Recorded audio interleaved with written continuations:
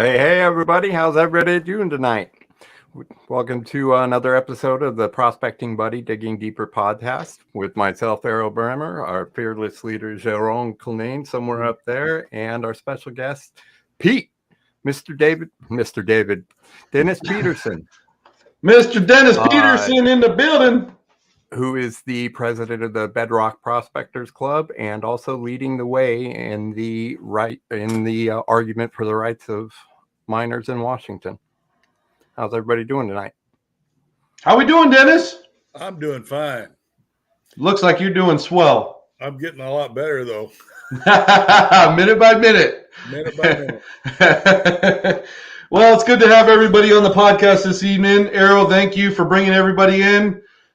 We have a lot of people in here tonight. We actually have, looks like 48 people watching, and we just jumped on 2 seconds ago, so it should be a phenomenal podcast. First and foremost, I do want to give one more shout out to Errol Bremer, Mr. Co-host, and then also Dennis Peterson. So with that being said, everybody watching right now, we're going to get into some hot topics, some crazy stuff.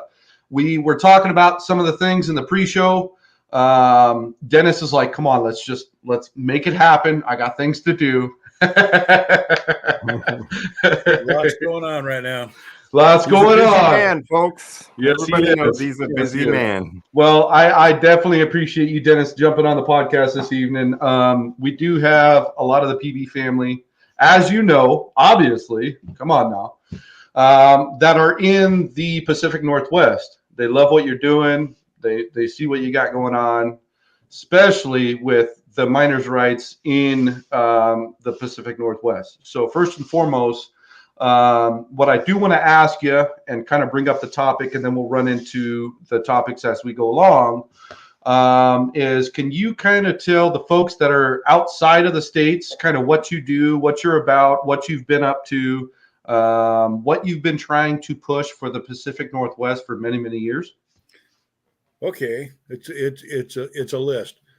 I am the president of Bedrock Prospectors. They're about the second or third largest club in Washington State. By the end of the year, we have somewhere around 450 people in the club, and at the start of the year, it's somewhere around 180, and people join as we go through the year, so it kind of varies. I'm also the chairman of the board for the Blewett Mining District. That's the area that is the Pashaston Creek drainage, so that's that whole area that's Highway 97 north of Blewett Pass all the way down to the Wenatchee River. And then I'm also, because I got upset about what was going on in the state, I've also started up a political action group. It's called Washington State Small Scale Miners Action Group.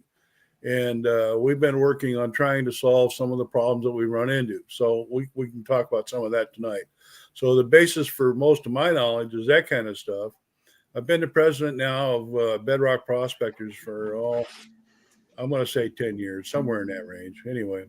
They won't let me go because they like me for some damn reason, and I haven't figured it all out yet. But anyway, we're looking at being able to do things that keep us so that we're able to use our claims.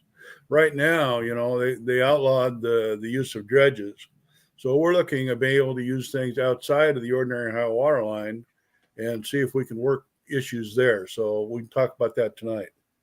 Yeah. No, that's awesome. That's for everybody that's watching right now, the 50 folks that are watching, and it's continuing to jump here. For everybody watching, Dennis is doing a lot for Washington State, and it's pretty crazy to think about the different regions in Washington State. Most people look at Washington State as a whole, just as every other state.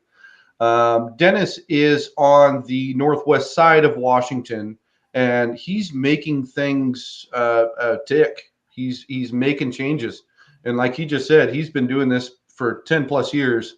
So for everybody watching, I hope you stay tuned and really understand what's going on in Washington State. I mean, I'm sure you guys understand quite a bit of what's going on in your guys' states and rules and regulations and things like that.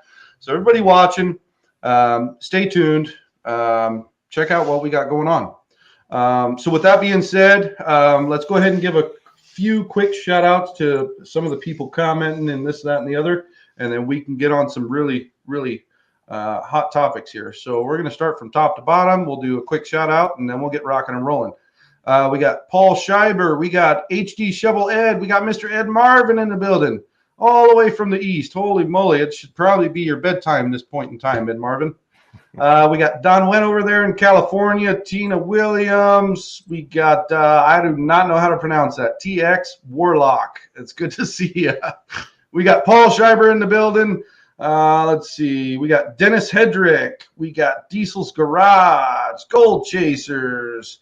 Let's see. Jeff King. Holy crap, man. What time is it over there? Like 2 p.m. over there in New Zealand? Holy moly. Otis Ferris Prospecting, the Trippin' Gold Digger. I like that name. And I've seen you in our episodes before. Raymond Chorus, what's going on, big dog? Let's see. My wife, Paige Colleen. What's going on, babe? Good to have you here. All right. Not to make things awkward. Nah, I'm just kidding. Yeah, so we have many more people here. Boss Dog, let's see, a few other ones here. Christian Walters, Paul Gray, David, what's going on, man? Nate Garvine, Ivy Neal, Terry Fife, all the way from the East Coast. Holy moly. Let's go ahead and do a few more. Mr. Rick Stash in the building. Holy moly. Gordy, let's see, Kelly Eddy. One more. Jonah Slashterman. If I butchered that, I apologize. So with that being said, anyways, let's go ahead and go from here. So first and foremost, Dennis, I don't want to waste any more of your time. What are some of the topics that you have been running into in 2021 and 2022 that you really want to get across the board for all the prospectors in Washington State? Wow. Okay. One of the big ones is that we had a law passed 2 years ago that cut down and stopped dredging in the state of Washington. It's all based on the Clean Water Act. Okay. WASMAG, the organization I talked about earlier, we're not going to address that dredging. Yeah. But we do want to address being able to do other things. So, for instance, is it okay if I run a high banker outside the ordinary high water line? Can I run a pump? Can I do this? Can I do that? Who do I contact to do these kinds of things? So one of the things that I'll just kind of go through a brief analysis of the kinds of things you need to do. First thing you need to do is to get a letter from Washington Ecology. And that letter is a letter that says you either need an NPDES or you don't. Now, the short side of that is you don't need an NPDES if you're not dumping wastewater back into surface water. Right. I'm using terms very carefully here. I didn't say water. I didn't say state water. I said surface water. Wastewater into surface water. And what classifies as surface water? All right. Thank you, Errol. What surface water is the water that's above ground. So that's rivers, streams, and lakes. Groundwater is a water of the state. You're not allowed to get it contaminated. Groundwater is below the ground. Sounds kind of silly, but you need to make sure you know what it is you're talking about. So if I dump water on the ground, am I contaminating groundwater? Geez, that's a good question. I mean, I looked at it and said, well, if you're not dumping water into a wet pit, it's filtering through the ground, so it's not going to contaminate. Technically, no. Yep. So so how much filtering is adequate? How do you measure that? So when we start talking to ecology, and I'm going to paraphrase this, the guy I've been talking to would disagree with me completely on this because I'm oversimplifying it. But if you're dumping water on dry ground and it filters through the ground, and you're not contaminating the surface water. In other words, if you go over to the creek and you don't see a change in the water color in the creek, you're probably okay. So you're probably okay. So to put this into a different context here, so if you're pouring out a 5-gallon bucket of muddy water and you're 25 feet up, and you start to see muddy water, which technically you won't, if you start seeing muddy water running through that creek, you're doing something illegally. Right. Correct? So, yep. So here's the thing. Don't dump water directly into the creek. That's rule 1. Rule 2 is any water you are dumping should go through the ground before it ever gets to the creek. Okay? And then there's a limit on how much water you can do. So if you saturate the ground, it'd be too much, right? Right. So if you were recirculating above the ordinary high water mark and at the end of the day dumped your buckets or your little pool or whatever, as long as there wasn't enough to wash all the way down through into the below the OHL, theoretically, that's fine. Theoretically. And I have written a request to Ecology and gotten that approved. Or not approved, but stated that I don't need an NPDES. Okay. So there has been some success in getting those kinds of things. So if it's like a 200-gallon tank that you're dumping over, like a recirculation, you're okay. But everybody has to file for that paperwork themselves. I can't get a group letter on that or a group approval or whatever on it. I've tried. Well, and I mean, obviously that's a step forward. I'm just trying to wrap my head around. I'm trying to wrap my head around. It is the Clean Water Act is what they began enforcing, which I found funny that Washington was one of the latter. Well, even if they start do enforcing that, but even if they do, you figure the thing is, someone in emails mentioned this that they don't have any idea how many people are doing this, and I think that's part of the reason. Even if they don't want to give a group okay through the club on multiple claims, is because they don't actually know how many people are in the club and actually how many people are doing it. I think on that part, I'd have to give my little bit of an opinion. I'm sure they've done their due diligence with the very far and few between that they're making an opinion or a fact on a whole. Does that make sense? So they've done their due diligence on the far and few between of the folks that they've caught, this, that, and the other, and they're making an assumption as a whole. Right, Dennis? Or am I wrong on that? No, or am I wrong on that? No, I'm not sure you're quite right on it. Here's what he tells me. It varies with the equipment that you're using. So everybody is using different equipment. Therefore, you need to describe that equipment to them. Okay. And now that makes sense. Well, I disagree with him, but that's his opinion, and that's okay because he's the guy that makes the decision. All right. Correct. But 200 gallons of wastewater is 200 gallons of wastewater. I don't care whether I was using a 6-inch long sluice or a 20-inch long sluice or a 3-foot long sluice. It's got nothing to do with 200 gallons of wastewater. Correct. Okay. And when I would talk with him about that kind of thing, I am sure that he would agree with me that, yes, that's kind of right. But there's another issue. We need to know how much material you're running. See, it's all by hand. Okay. That bothers me. The fact that they want to sit here and put in stipulations for every single argument. And obviously this has been like this in Washington State for years, and it's bugged the crap out of me since I first got into prospecting. But it's just like, is it blue? Is it yellow? Is it pink? Is it red? What color of the week you guys really want? Well, seeing as how this is all new to everybody, okay. And as far as I know, they are not getting letters from everybody in the state. They're only getting letters right now from me pushing this envelope. And I warned him that once I release this form letter that I'm working, and I have a form letter to make this all easier. Once I release this form letter, he better hire another aide to keep track of the emails when they come in with all these guys requesting this information. Correct. Now, keep in mind, We're only talking about a letter that says you either need an NPDES or you do not need an NPDES. Right. That's the only thing that goes with this. Now, it gets better. Yeah, that's step one. That's step one, right? That's For just everybody watching, hold that little bit of spit in your throat and wait a sec, because it gets better.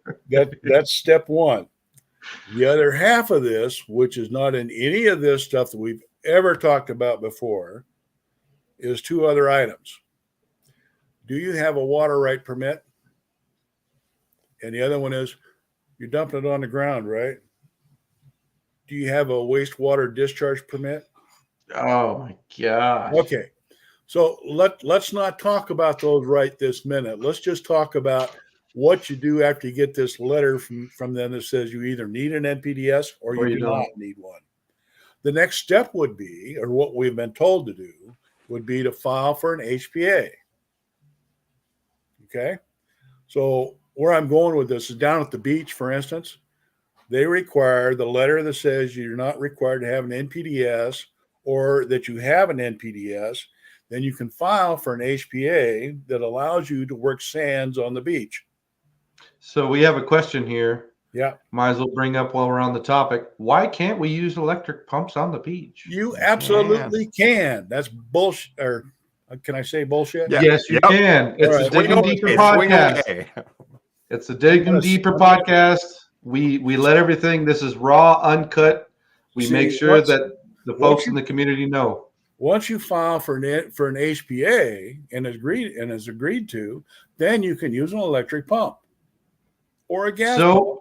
So like he said, like Dennis just said, yes, you can. That's bullshit. Absolutely. So, but you can't do it without an HPA. Correct. That's Correct. That's the opinion right now. We Correct. will probably challenge that. The rules for an HPA are very specific. They say you're either changing the stream of the bed of the stream, you're diverting the water, or something along that line, or you're using the water. Okay, Right. That's what an HPA is for. Because of the use statement in the HPA rules, they kind of have you in terms of being able to pump water. But let's say, and this is the way I do it when I'm down at the beach, and everybody I know does it this way, you take a 5-gallon bucket down to the ocean, you fill it up with salt water, you bring it back to your tote, you fill the tote up, and you run a recirculation system. I'm not using a pump for anything having to do with picking up water. And Casey had a fine example of that. I don't know if you saw that, Dennis. He had a fine example of a recirculation system that had a gusher pump. Yep. I don't know if you saw that or not. Well, I was in the background with Casey. Let's hear it. Okay. It's the Digging Deeper podcast, Dennis. Don't sit here and hold things back, okay? Because we know some things. Casey's a very sharp guy, and we had talked about using a gusher pump for that application. Correct. And I told him, yeah, go ahead. There's nothing in the rules that say you can't. Can't. What's in the rules is rather ambiguous about what you can and can't do. Right. I use a hand pump all the time. Right. I talked to the same guy that you did and got into about details of the hand pump. Yep. And it sounds like they're worried about continuous flowing water. Yeah, that's got to do with the check valves in there. Yeah, I know. He's like, so long as you have to move it and it doesn't continually going, he's like, you're perfectly legal. But if you pump it and it continuously goes, as long as it's blue, it's not yellow or pink, we'll be good. And what he's getting at is that the state has made a rule about siphoning water. Yeah. Okay. I mean, we can talk about that. Somebody put that in a notch and hold it over here somewhere. We'll talk about it in a bit. Siphoning water would be if the check valves are aligned in a way so that they actually create a vacuum and pull water through the pump. Some hand pumps will do that. Okay. Yep. But if it's in a recirculation system, what's the problem? It's not falling. or if it's pulling the water out of the creek, it's pulling it uphill. So there's no way there's going to create a siphon anyway. Right. Okay. So where I was going at is once you get the HPA down at the beach, that allows you to use a electric pump. But now keep in mind, when you file for that HPA, we wrote the directions on how to do that. I did not develop that. Another guy over in Bremerton, another miner, went through the paperwork, said, oh, well, all I got to do is do this. And he figured out how to write the letter to ecology. He figured out how to write the letter for the HPA request. And he did all that. And all I did was formalize it into a format and publish it. If you don't have that and you want to use a trip to the beach, come see me in Idaho at the show or somewhere. Get a hold of me, and we'll make that happen for you. Get a copy of it. It's a letter that tells you step by step what you have to do to file for it. Okay? If you don't get to the Kootenai County Fairgrounds, you're not getting it. No, I'm just kidding. But if you do have the time, get over to the Kootenai County Fairgrounds. It's going to be a fun show. I'll be presenting there, and there'll be opportunities to get some of that kind of stuff. So the trick is to be able to get a hold of me to get a copy of that, or through one of the clubs that I sent it to. And I tried to copy all the clubs on the West Coast to get them. Northwest Bed Prospect. I mean, there's whole different plethora of areas you can get it. Okay. So anyway, that's the process for getting an HPA. Now, the only place that Fish and Wildlife said that they would issue HPAs was down at the beach, at the Hoquiam River for some damn reason. I can't figure out why. There's no gold in the Hoquiam River that I know of. Or over in the basalt plains there east of the Columbia River, out in the middle of nowhere where there is no gold. I was going to say, that's in the middle of nowhere. Yeah, there's nothing there, but they come drive out here. Come drive out here in the middle of nowhere. There's a guy standing there with a whole stack of papers for it. So anyway, those are the places that they said they would issue an HPA. Okay. Yeah. So what we've looked at is saying, okay, well, we're not interested in dredging. What we're or the necessarily at the beach. But what we are interested in is being able to work on our own claims. And that meant high bankers. Because I'm a firm believer, and if you guys don't believe me, just ask. There's more gold in the high banks than there is in the creek. Okay? I agree to a T. So there's no need to work necessarily in the creek. I like working in the creek, don't get me wrong, but you don't have to. Dennis, when it's 95 degrees, you're getting bit by mosquitoes. The creek is where it's at. Arrow, you can back me on that, buddy. 1,000 mosquito bites. Yeah. I agree. You can. Well, you know what? There's no mosquitoes at 2,000 foot above the creek either. Bingo. So, Arrow, next road trip. High claims, huh? We're doing high claims, huh? The only problem with that is you got to find somewhere to go. But we decided we were going to look at that area above that. So we've been looking there. So we've been working with the ecology in terms of getting requests in about whether an NPDES is required or not for areas above the ordinary high water line. Above the ordinary high water line, Fish and Wildlife doesn't have a lot to say about that. Right. If you read the Golden Fish pamphlet very carefully, you'll find that all of their directions and all their rules are below the ordinary high water line. I was going to ask you. That's one of the questions that I kind of wanted to bring to the table with the Pacific Northwest region. Is the Golden Fish pamphlet. Obviously, when you're out doing what you're doing, you have to have that with you. It's one of the most poorly written documents in the world, but go ahead. You just answered what I was just trying to fucking ask. Excuse my language. That's exactly I was just going to ask you why or what or who, but you just explained it, so we'll move on from there. No, let's go back to it for a minute because it's important. Yeah, it is. It definitely is, especially for the guys that are getting out there. Yeah. 5 years ago, I was reviewing the document and was criticizing it, and was in a meeting where they wanted our opinion. Well, no, they were required by law to ask our opinion.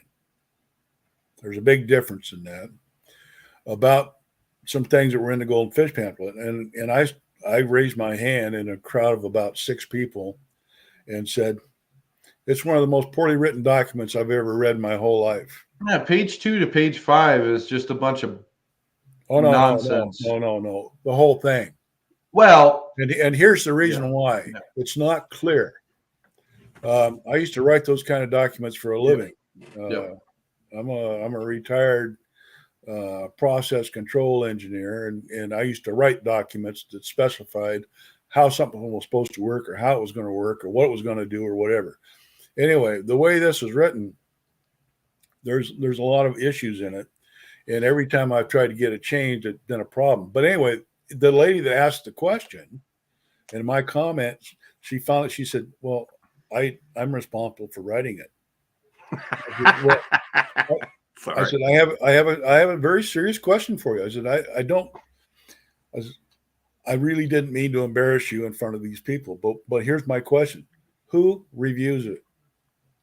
Or who gives you approval? Well, the approval comes from the Fish and Wildlife Commission. We'll get to that in a minute. But the bigger issue is who reviewed it, because it's not clear what it is you're trying to say. And back then it was things like you can't move a boulder. All right. Well, how big's a boulder? Well, how much dirt? You can't move this amount of dirt. You can't do this. When I read it, when I was with my Uncle Bob, and Arrow, I've talked to you a million freaking times on multiple podcasts, when my Uncle Bob used to take me out, when I read it as a teenager, it made no sense. And we only had hands and pans, and it still made no sense. Well, you can't do this here. You can't do that here. If you come up to here, you can only move this or do this, but you can't move this. It was like, and the new version is even worse, because now people don't even understand it's okay by hand to go in and pan in the river anytime you want to, run a sluice anytime you want to, as long as it's all by hand. What a lot of people are thinking now is that list of rivers and streams in the back of the book, you're only allowed to work in the creek during that period of time. Yeah. Well, what that really means is that's the only time you can dig in the wetted perimeter. Now, we tried to get all that changed here a year ago, and I don't think they even reviewed what I sent in to them, but they turned down the whole request completely. Well, I mean, look at it this way, Dennis. You're making moves. You've been doing it for over 10 years, and obviously what we're trying to do with the podcast, I mean, as little as what we're doing, is trying to make a difference, especially in the Pacific Northwest, you know, with Arrow and Rick and Casey and all the guys over here in Washington State. If, like you said, and like Arrow said, even in the pre-show, it matters about the freaking people. If we can get everybody to actually get on board with what you're trying to do, it will have somewhat of a voice to change things. Yeah. It all boils down to the people. It doesn't boil down to this person's opinion, what this person says at this show, this dig or this area or that. It boils down to a collective voice to change things. One of the things that we were very successful with was putting butts in seats. So what I mean by that is when the legislature would have the hearings within each of the committees, right, we would call and have 30, 40, 50, 60 miners show up and fill up the seats in the hearing. We haven't been able to do that for 2 years because of COVID. The whole system is closed down. Well, yeah, I mean, regardless. I don't know if they're going to ever come back to that, but here soon we'll start asking for people to comment and work with the legislature in terms of laws and stuff. I'll publish something through WASMAG about how to do that, so we can try and get some things going. We don't really have any rules and laws right now that we're worried about, Right. But when they come up, we'll start talking about that. And we may be pushing a law forward ourselves here pretty soon. I don't know. Well, you need to post that in PB as well. We just hit 6,400 members in under 2 years. Oh yeah. I mean, our reach. Ask Arrow, ask Rick, ask freaking Rob McGuire back east. I mean, one of our representatives over there, one of our good friends. He's made things happen that you wouldn't even imagine. We're talking group digs, gem and mineral shows. We're talking connections with some of the really awesome people over there back east that have private land. We're talking 30, 40, 60, 80 acres that are like, yeah, let's do this. Let's gather people together and create a voice. You know what I mean? So with what you're doing, the more you post in PB and let us know what's going on, the more we can forward that, especially in the Pacific Northwest, and make it a much bigger thing and get people involved. Get people extremely involved in what we're doing. It would be real useful to get more involved. WASMAG right now is about 65 to 70 people. That's all the bigger it really is right now. But our aim is Washington State. I would love to be able to look at problems in Idaho and Oregon and other places, but the fight's big enough here. Yeah, I was going to say we have a comment here. We have a comment here directed toward you, Dennis. Go ahead and read that. Read it out loud. I see it says, wish you're in Washington or in Oregon fighting. Well, here's the thing. If when I was in Idaho last and talked with the folks over there, the key to this whole thing is getting involved. There's people in Oregon that lead quite well. Very massively. Central Oregon. They're some of the leaders in the industry and in the business. But in the last 5 to 10 years, I'd agree. And Idaho is coming. So the key to this whole thing is to become aware of what's going on. Yeah, I know. You're an electrician, you're a pipe fitter, you're a whatever. It doesn't matter. If you don't pay attention to this, it's going to go away and you'll never have an opportunity for it again. Right. And and I don't want you spending lots of money trying to support groups, but find that stuff that's really good and near to your heart and support it completely, because that's real important. Well, and that's the thing, Dennis. Yeah. Even in today's day and age, and I will bet $100 you'll both agree with me on this. In today's day and age, with the way everything's going right now, you have so many more people jumping into the prospecting world, right? And in the reality of things, a good percentage of those folks are just trying to get rich. But then you have those very few folks, teenagers, young men, who are getting into it and saying, hey, I already go camping, I already go fishing, I already go boating, I already go hiking. Why am I not doing this and allowing my daughter or my son or my uncle or my cousin or my nephew or my niece to enjoy this? And that's the big uptick that we've had. If you look at the actual percentages of people jumping into it, is genuine folks who are actually like, I'm already doing this. Why am I not out there doing this? Which is prospecting and mining. There's nothing better than that first. I don't care how big it is. That first little yellow shine in the bottom of the pan, man. You did it all by yourself. That's really a big deal.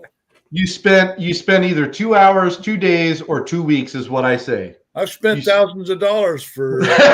You spend 2 hours, 2 days, 2 weeks, and you are damn proud of what you found. And if you look at all the folks that are jumping in, you have pawn shops, and I mean, mind you, pawn shops have been around the game long enough to know if this is jumping up or this is jumping up, we're going to, do this, that, and the other.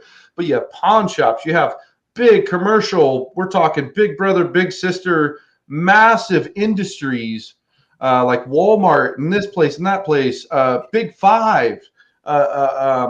You have all these places investing so much money into prospecting equipment because they see people actually going and buying it and continuing to be a customer and going out there and trying their damnedest. Yeah. And that's in the last 5 years. Like COVID, it was a shitty situation, but in reality, what did it do? It brought people together with their family, and it brought people together outdoors massively. We've never seen that. It's usually been a gradual raise or a gradual decline. COVID hit, and people are going and camping that they've never been camped for 5 days, 6 days, a week, freaking just doing everything they can, Yeah. because they're laid off, or the company, the little terminal they're at has, the majority has COVID, and so they shut the terminal down, or whatever the case may be, and so they're spending more time with their children, their nephews, their nieces, their cousins, and they're actually getting out and saying, hey, you know what? This is actually a lot of fun.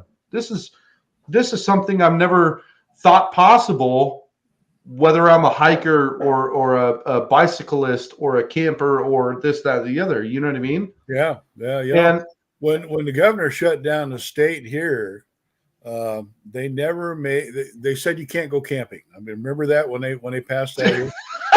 And we had more people camping when he said that than we've had not camping when nothing happened. The issue I had was they weren't going to pay the maintenance fees for our claims. So when my folks in the club asked me, I said, well, we're just going to continue to go. We've got to do our maintenance on our claims. Yep. So we went out and did all that, and we went right through the whole COVID thing, working full time out on our claims and camping and doing all that stuff. So, yeah, Yep. this is it's a good thing.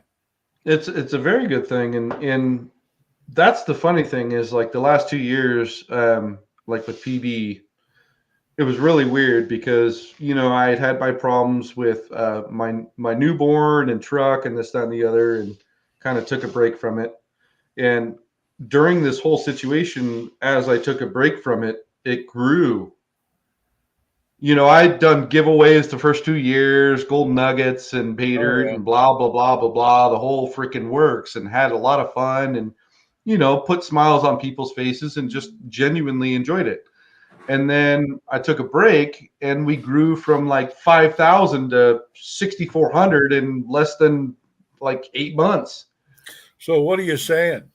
Well, what I'm saying is what we're trying to do in the community is more people are jumping on the train in a positive direction.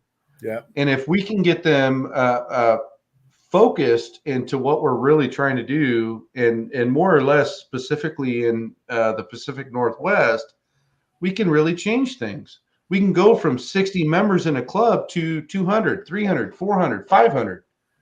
And then when we push a petition, it'll pass quickly. And whether it gets signed in and actually read is a whole different ballgame. And we could talk about that later in the podcast. But it starts somewhere, right? It starts somewhere and it gets somewhere. And if it doesn't start somewhere, it's never going to get somewhere, right? Yeah.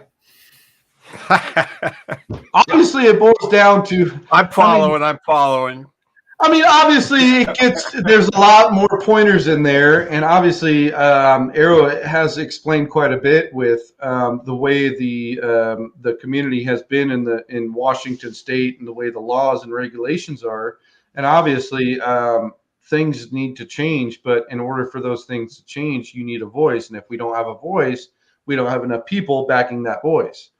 And and it's also important that voice is coherent and level-headed, because that's the only way they're going to even give you a shot at listening to what you're saying. So I mean, if you guys send in emails that are flying off the handle a little bit, you're likely not to get as much respect or response. Anybody in the Pacific Northwest, if you want to make things happen, if you do want to see changes, obviously contact Dennis. Come to the Kootenai County Fairgrounds show. I mean, there's so many different avenues that you guys can really do to make things happen. There's a difference between just watching a podcast and actually being a part of the fight.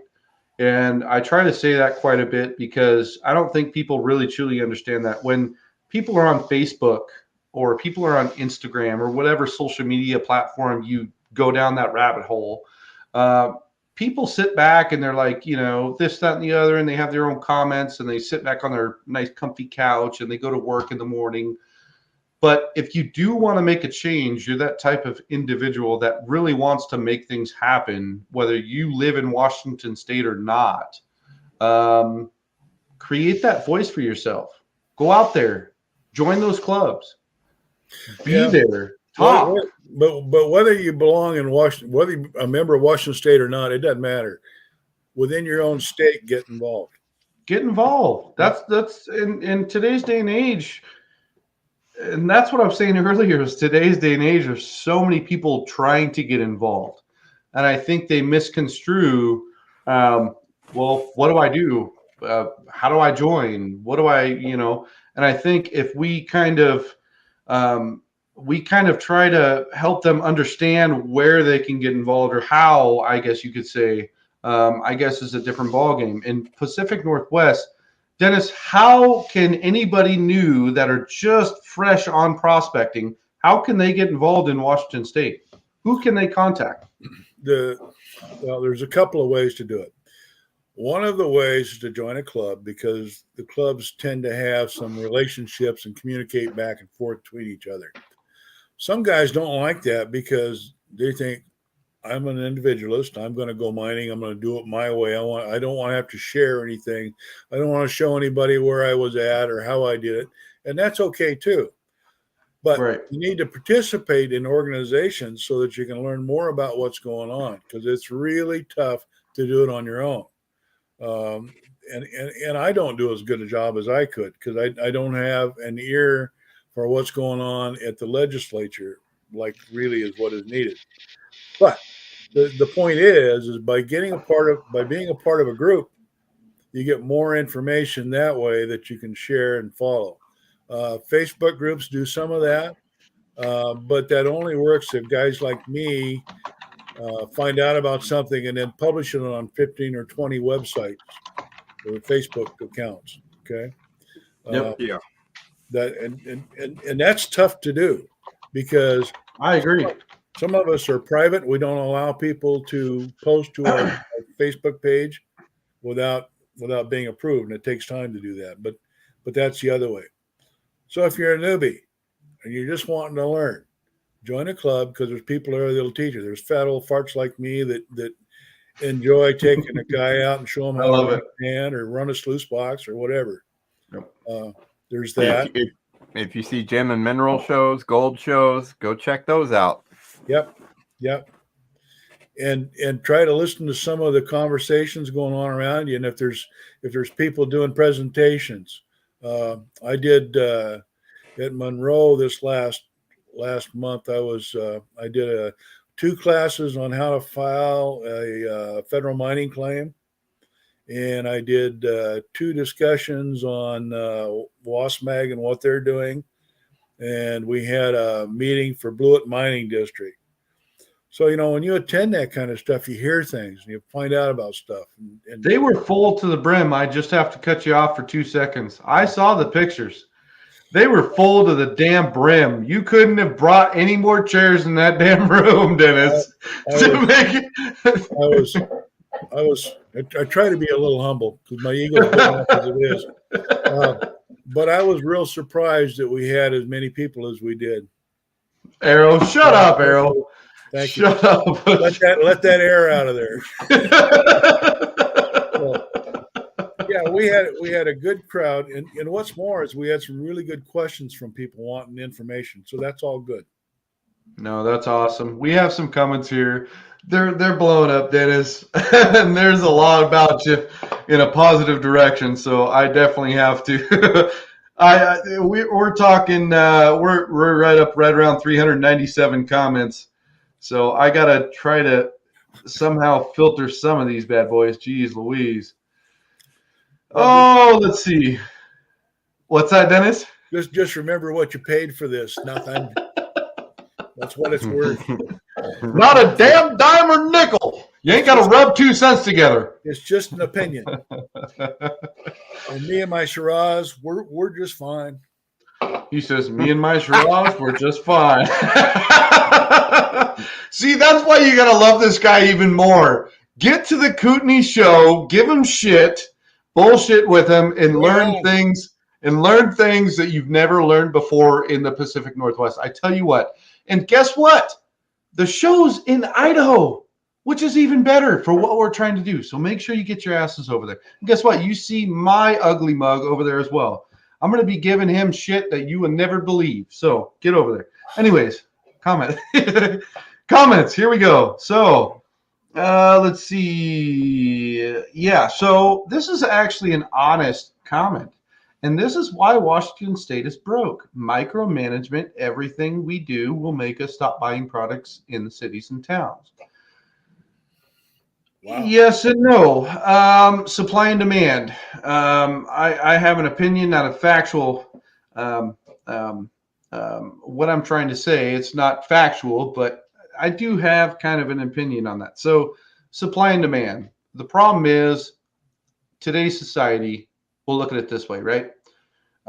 You have supply, which is in bulk, typically before COVID, and you have demand. Plenty of people wanting to buy, regardless of price. If you make a salary that's above this, this, or this, it doesn't matter to you. You're going to pay for it. It'll get to your home, or you go and drive and buy it and bring it home. After COVID, you still have supply and demand. Supply is limited. Demand is higher. You're still going to pay for it regardless because you still need it. It's not a want, it's a need. Toilet paper, eggs. We can go on for days on what weird shit people decide to pay for. It's always going to be there, especially in the mining and prospecting community. If this company says, well, we have to raise our prices on these mats. This company says, well, we have to raise these prices on our bankers or our dredges. You still have people demanding that product, and they're still going to pay for the product. So Washington State is not just excluded from what's going on in the United States. It's a global problem, but Washington State and other states have a little bit bigger problem in that aspect. Before I go forward, Dennis, let me get your 2 cents. Here's another thought. No, it's gone. So I'll have a drink. Worry about it later. Mine was gone. Yeah. So I was going to say mine. Yeah, I'm on my next one. So Dennis, catch up. One of the issues is that, people will pay for quality. But the biggest thing is if it's not made here, you got to purchase it. And one of the things I learned during the COVID thing is that we don't make a lot here that we needed, and we had to go get somewhere else. Yep. Simple things. Masks. The most simplest things that we as Americans put off under a $1 bill, a $2, $3, $4, $5, whatever the case may be, we put it off as we don't think about it. When it gets to the bigger things like vehicles and this, that, and the other, and you see it in social media, you see it in your Yahoo newsfeed, then we start kind of thinking about it, right? Yeah, but we had thousands and thousands and thousands of pickups and cars sitting in a parking lot down in the south waiting for integrated circuits to come in off of a boat because they were made in China or somewhere. Yep. Where did those go though? Well, they finally came in. Well, and I know after, where did they go? To consumers. Uh-huh. Yeah. Supply and demand. Oh yeah, we paid dearly for them. Yeah, that's it's with that question specifically, I don't want to go forward. We have plenty of comments to go through real quick, but it's the whole supply and demand. It's you have consistent consumers, consistent manufacturers. It doesn't matter if it's in the States or not. These days, specifically, supply and demand. So prices are going to fluctuate. They always will, up, down, left, right. It is what it is. You either pay for it or you don't. and the next person, if you don't pay for it, the next person will. Unfortunately, that's the Joe Go reality of it. Let's see here. Yeah. So argument. They're trying to micromanage everyone who's getting gold. We kind of brought up that topic. It's the same situation. It is a big micromanagement situation. Dennis kind of played into that a little bit with Washington State specifically. So we're gonna. I love the comment. We're gonna go through. We got tons more comments. We got to go through real quick. I don't know where this came from, but that's why I tell people to stop saying that effing M word around here. Manufacturing, maybe. I don't know. Dennis, kind of give me an insight on that. I don't know. I think manufacturing is the reason we don't have any in this country. That's what the problem is. I agree. A part of it, anyway. I agree. Both income and the cost of products. I agree 100%. All right, so let's see. He's Here we talking go. about mining, though. I think he was. So a good comment here. Prospecting advocate in Washington that's fighting the regs, Mr. Dennis Peterson. If you guys don't know, get over there. Add him as a friend. Bug the shit out of him. Send him tons of I'm just kidding. Don't send him tons of messages that are Hey, irrelevant. don't forget, you're going to see him in a couple of weeks, Jaron. And I know he's going to give me more shit than I give him. I already know. Remember, I'm a technophile. Even better. Oh, Unfortunately for me. I don't know if it's better. Actually, let me retract that statement. It's actually not better for me. Let's see. Let's see. Oh, this is a good one. Dennis, all I really want to do is bring my sluice down to a local river with my kids and let them play gold miner. These laws are stupid and insane. What do you got to say about that? Okay, here's the thing. Do it. You can. The only thing you can't do is go on private property unless you have permission. Don't do it in a state or city park. Anywhere else is open game. So if it's U.S. Forest Service, BLM, all those lands are open to mineral entry. You can go there and run a sluice all you want as long as you use a hand, shovel, a bucket, and a classifier. You ready to go? Do it. absolutely. And I want to be clear that the no prospecting on state grounds is Washington specific. I don't know if it's in other states, but I know there it varies. It varies. Montana. I mean, obviously, we've been over to Montana. I've been over to Montana millions of times, and it varies. It's really weird in Montana how it varies. I'm not going to sit here and put a specific crown on specific areas in Montana, but yeah, what I will say vaguely is there's areas in Montana where that's not the case. That's definitely not the case. The thing you need to do, though, is do your research. And in this state, DNR has closed down all the land of prospecting unless you're willing to lease the land. Now, who in the hell is going to lease land if they can't prospect it?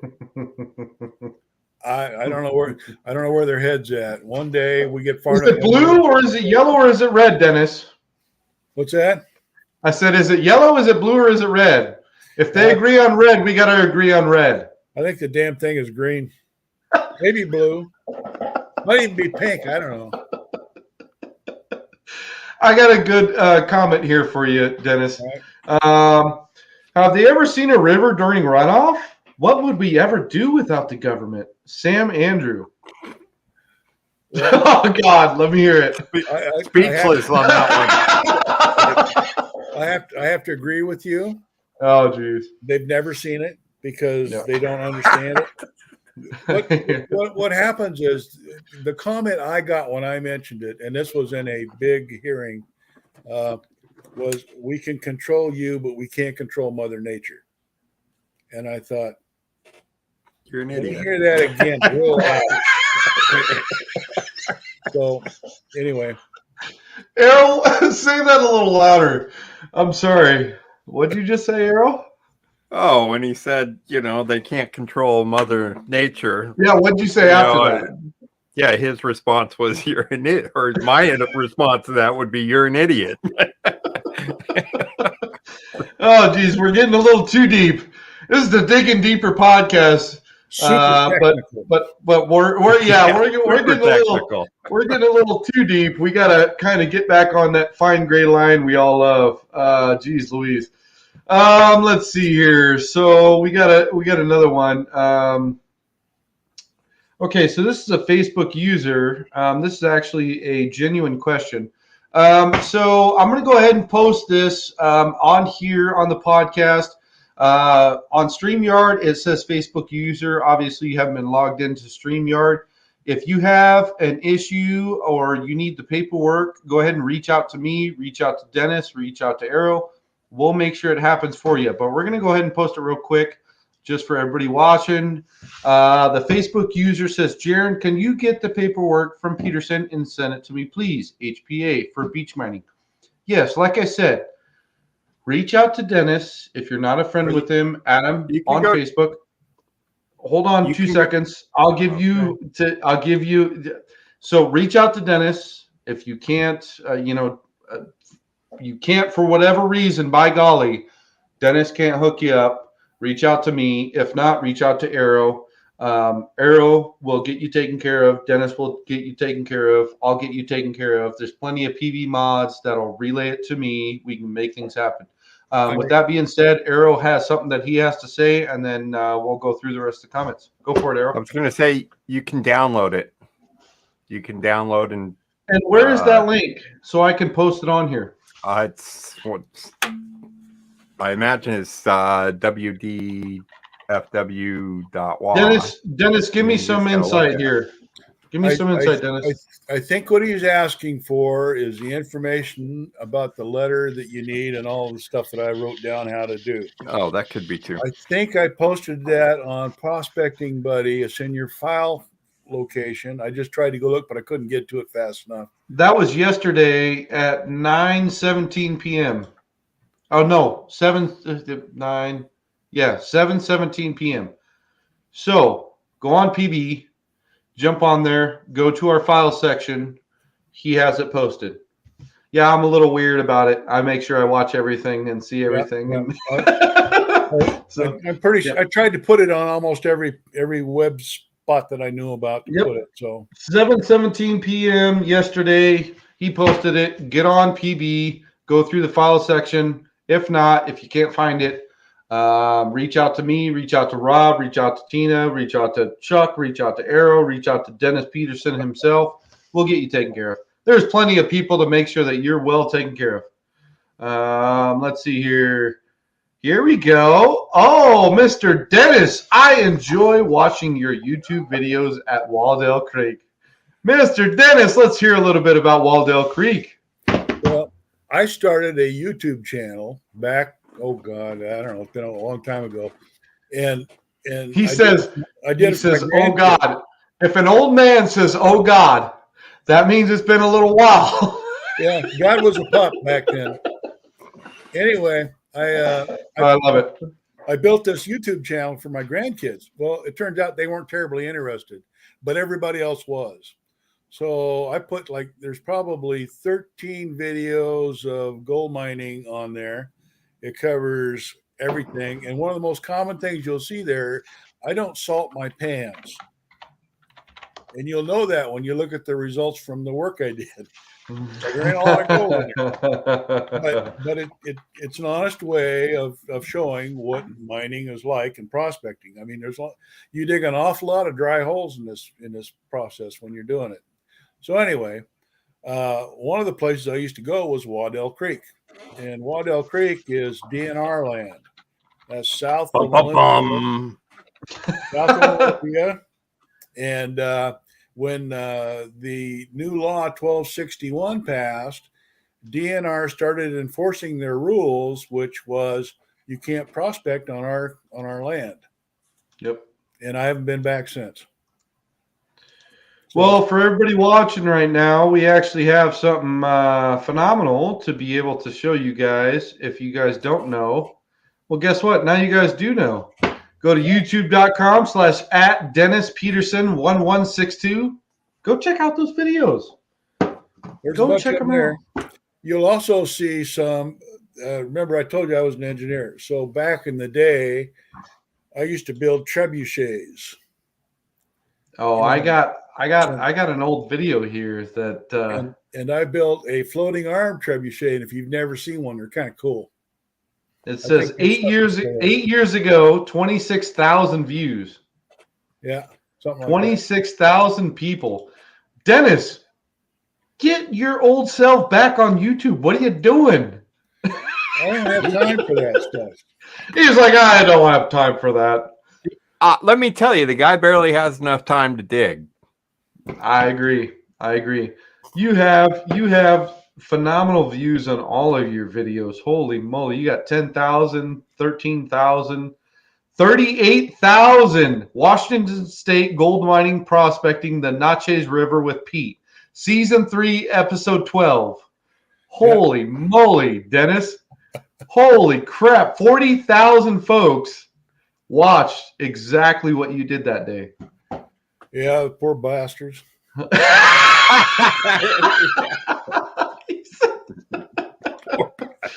Oh, man. All right. Back to the comments here. We got a few more, and then we're going to get into some very, very touchy topics here. Let's see. Kenneth Errol Bremer. Come on, bud. Give me that name here. Go ahead and thank you. Go ahead. Let me find it. I'm going to give Errol Bremer the factual evidence of this name. I'm looking at Kenneth. is it Facebook or YouTube? Because I'm only looking at Facebook. YouTube. Oh, I'm going to have to pull that up then. You're on StreamYard. It should pop right up right there. Look at the screen. No, I don't have it. All right, I'll go ahead and say it. Kenneth Dersteller. He says, I sat in on a couple of EPA meetings, asked several questions, did not get a lot of factual answers. Involving mining, I'm not surprised. EPA doesn't know a lot about what we do. Kenneth, go ahead and post another comment in there and let us know what kind of meetings you were at. That way we can kind of get further into detail with that. Yeah, I'm not too surprised. They often don't understand the terminology. Right. Of course, those guys are dealing with places like Weyerhaeuser, Fiber, Stimson, the fruit packing plant, the farm down the road that's got a cow pipe leak. Yeah, Eguiars, Stimson, Weyerhaeuser, like you said, that's a good one. They've been around for, holy shit, they have 19 locations just across the Pacific Northwest. Those guys are more busy dealing with that kind of stuff than the stuff that we do, which is a small group. Okay, well, the problem is, Dennis, I feel like the problem is they have so many situations, I feel, and this is just my personal opinion, but I feel like they have so many different situations they can squash as a corporation for prospectors and miners across these parts of the United States. But like you just said, they have so much more things on their plate to deal with continuously that they don't really have to worry about the small scale miner. Does that make sense? One of the common comments that I have heard is we don't often respond unless we get a complaint. Well, okay, so who's out complaining about mine? And there's not much because I feel like it's prospectors on their land, and mind you, I've ran across quite a few folks in Montana where they do allow access on their grounds that they have not milled. Uh-huh. And that's okay with me, but at the same time, on a bigger picture, it's kind of like, oh, I'm okay with you, but I'm not okay with you, or I'm okay with you in this area, but I'm not okay with you. And I don't feel like as a corporation that should be okay. I feel like if they're going to publicize or not publicize miners in that area, they should come out publicly and say, hey, let's create a permit for you to be on our land to do this, this, and this, versus, well, I've known you for 15 years and I'm going to let you, be on this part of Stimson lumber land. Because okay, wait a minute. We have a misunderstanding here. What I was talking about was EPA.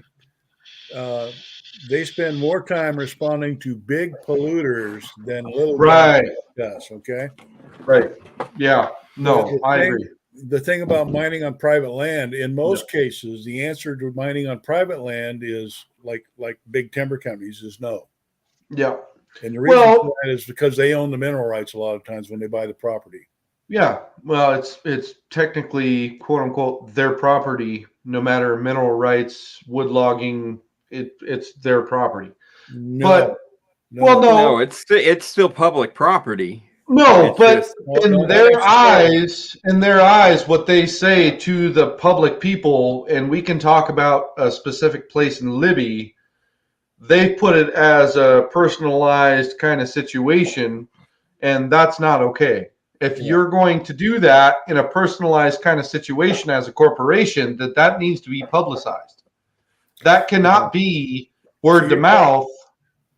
You're talking about something different than what I'm familiar with, but I know that for instance, I can't go on to Weyerhaeuser land, even though it's in the checkerboard of the U.S. Forest Service. Right.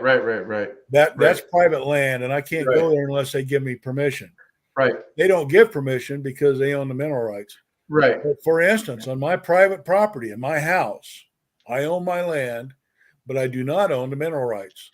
The mineral rights at my house belong to Burlington Northern, and most of you will find out if you go look in the private property rules about who really owns the mineral rights. It's kind of scary how that works, but they're separated in a lot of cases.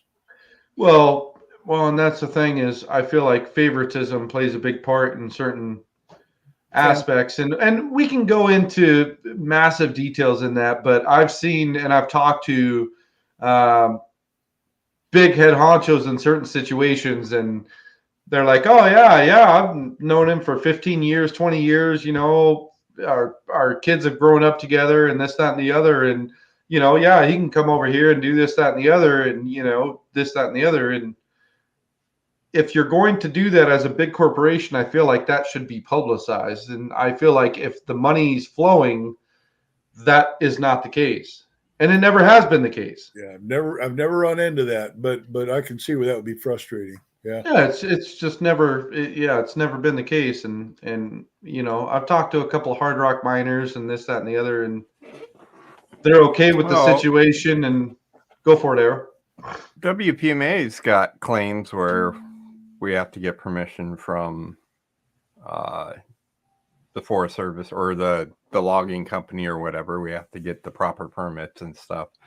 And technically, that's just a drive back there to take a motorized vehicle. But you can hike back there, but that adds to very long. Well, and that still plays the part, though, right? That still plays the part.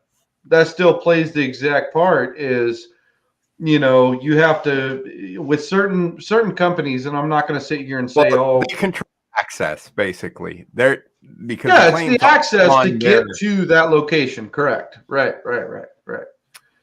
Yeah, I don't know. It's one of those things where you kind of sit back in your chair and you're like, well, if we're allowed to do this, but we're not allowed to do this, then why is a certain amount of folks being able to do this and not a public general aspect of it? And we have a few comments here that kind of says, a few people make it worse for every single person that goes out and does it themselves. And there's a specific individual that says it, and I kind of agree with you. If you get access to a company's land and you destroy the shit out of it and you don't clean up after yourself, well, what's going to happen? That's going to destroy any access for any other individual in that area, right? Certainly can. Right? Put yourself in their position. Why would they allow you to come in and damage a bunch of equipment? That's what happened at Weyerhaeuser. I mean, they closed down a lot of their lands to hunting simply because guys are going in there shooting up all the damned equipment. Right. You take a $2 million log sorter or something, and somebody gets in there with a gun and shoots holes all over it. Even a D9, even a D9, shoot one of them gears, you're pulling the whole track off just to replace I don't get it. That just seems like a risky move. You're dealing with Well, people in the middle of nowhere running heavy equipment. I'm sure they can make you disappear relatively easy. I agree with that. But I also do agree with Dennis. You got to look at it this way. If you have 16 million invested in a specific part of a parcel, and you allow certain individuals in, and they destroy $3.5 million worth of tracks or equipment or windows or whatever the case may be, that screws the pooch on doing anything on that land for anybody coming forward. It's just a done deal. We're done. Yeah. It's not going to happen. And then you have guys that are like, well, I've never done this and I've never done that. Well, you have to understand the logic, like you just said, Dennis, coming from a company who has invested millions of dollars into that area. I think a lot of the prospectors and miners, they have an ideology of a specific area in their state, pieces of land, but they don't understand the backlog of what has already happened. And then they start causing commotion, and they talk about this company or this logging company or this or that, and it just becomes a stir that doesn't need to be done. It's one of those deals, like you just said, Dennis, where if that happens, then you're screwing the pooch for the rest of the folks in the future. That's the reality of it. Yeah. Anyways, enough of that subject. We got Dirty Girl Prospecting in Pater. I believe this is Mrs. Parham. She says, Dennis, I miss your videos. I made some of the equipment you did. Dennis, get back on your videos. I said that personally. Get back on your videos. There you go. Facebook user says, we all stand up together on our mining rights. We try to do the best we can. We just saw GPAA talk about kind of a collapse on things going on with them. And as a prospector myself, Dennis, you've been around the block long enough. Arrow, you've been around the block long enough.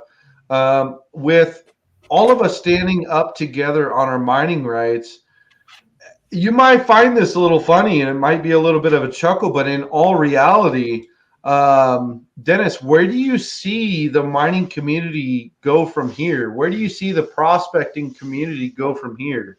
And what would you like to see out of the prospecting and mining community from here on out? It's a big bill. It's a big bill, I know. If it's not mined, right? If it's not grown, it needs to be mined. Mining it outside of this country just runs the costs up. We've already found out what happens when we don't do things within this country. So one of the things that has to change is we need to take back the strong environmental stance. Not that I propose we cut down a bunch of trees and we do this and we do that. What I'm proposing is we need to take some real well thought out plans on how we're going to deal with things in this country. Right now, global warming seems to be the big thing. We're going to do this, we're going to do that. So we're going to buy electric cars in this state. We're not going to have gas cars by 2030, I think it is. If that's the case, where's all the batteries coming from and where do the old ones go? How do we make? And I think that's a huge point to make, because it speaks to a much bigger problem in the government. Specifically here in Washington, there is nobody in a seat that has a good comprehension of what we're doing. There's a disconnect between mining being bad and the way we live. Well, people don't seem to put that together, that, this is bad, and this is bad, yet they enjoy benefits of those fruits every day. So, but They I don't have put to. that together, and that's so frustrating. So, what I do have to say with that is, Dennis, as an old timer, you've been around the block, man. Like, you've seen so many different fads in new technology and old technology. And with what Arrow just freaking said, in reality, with going on forward from here, as far as specifically and only prospectors and miners, what can we see from here on out? What can we see as a change and as a difference from here on out? Specifically, prospectors and miners, what can we see from here on out with what's going on in the economy? If we don't change the legislature in the state of Washington to a more conservative, and I don't care if they're Democrat or Republican, but more conservative organization that actually takes into view all the answers and questions to stuff, we're going to continue to make bad decisions. Bad decisions lead to, at least in the mining side of things, we're going to be mining in Alaska, Idaho, Canada. What are we doing here? And something else I want to point out on that is the North American miner is one of the most ethical miners that are in the world. So when you say you don't want mining to go on here, what you're really saying is, I don't want to see it. I don't care what it does. I don't want to see it. When you say North America, I say North, that Canada, okay, more specific, United States. Yep. You go other places in the world and it's just a shit show, really. Yep. And so by regulating us here, you're really just pushing the problem over there. You're saying, oh, well, no, I support what they're doing, because if we don't do it here, then I don't have to see it. Where if we did it here, there would be less pollution. And that's what people don't seem to get. They don't seem to get the remediation clauses of the mining claims and the thing, Dennis knows. So, I mean, we got cleanup that I need to start showing up for. Well, yeah, you do. Well, I have a few more questions. I'm going to put one more question up for Dennis, and then we got a few more comments, and then we're going to take our 5-minute break. But one of the big questions, and Arrow, you just spoke on that quite well. One of the questions I want to ask you, Dennis, and this is from me to you, human to human, ethically. With that being said, with what Arrow just said, as far as that goes, what can be changed? What can be fixed or brought into discussion to kind of get that ball rolling? I mean, obviously you've been doing it for 10 plus years, so you know exactly what needs to be done.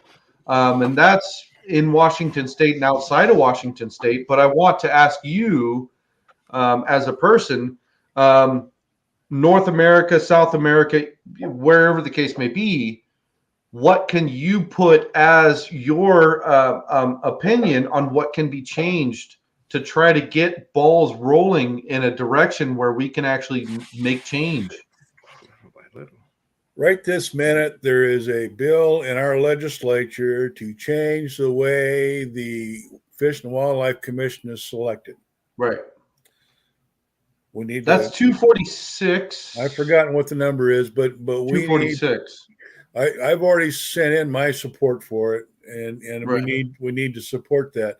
The reason, because we have people on our Golden Fish Commission who absolutely have made comments in public that they just want us to go away.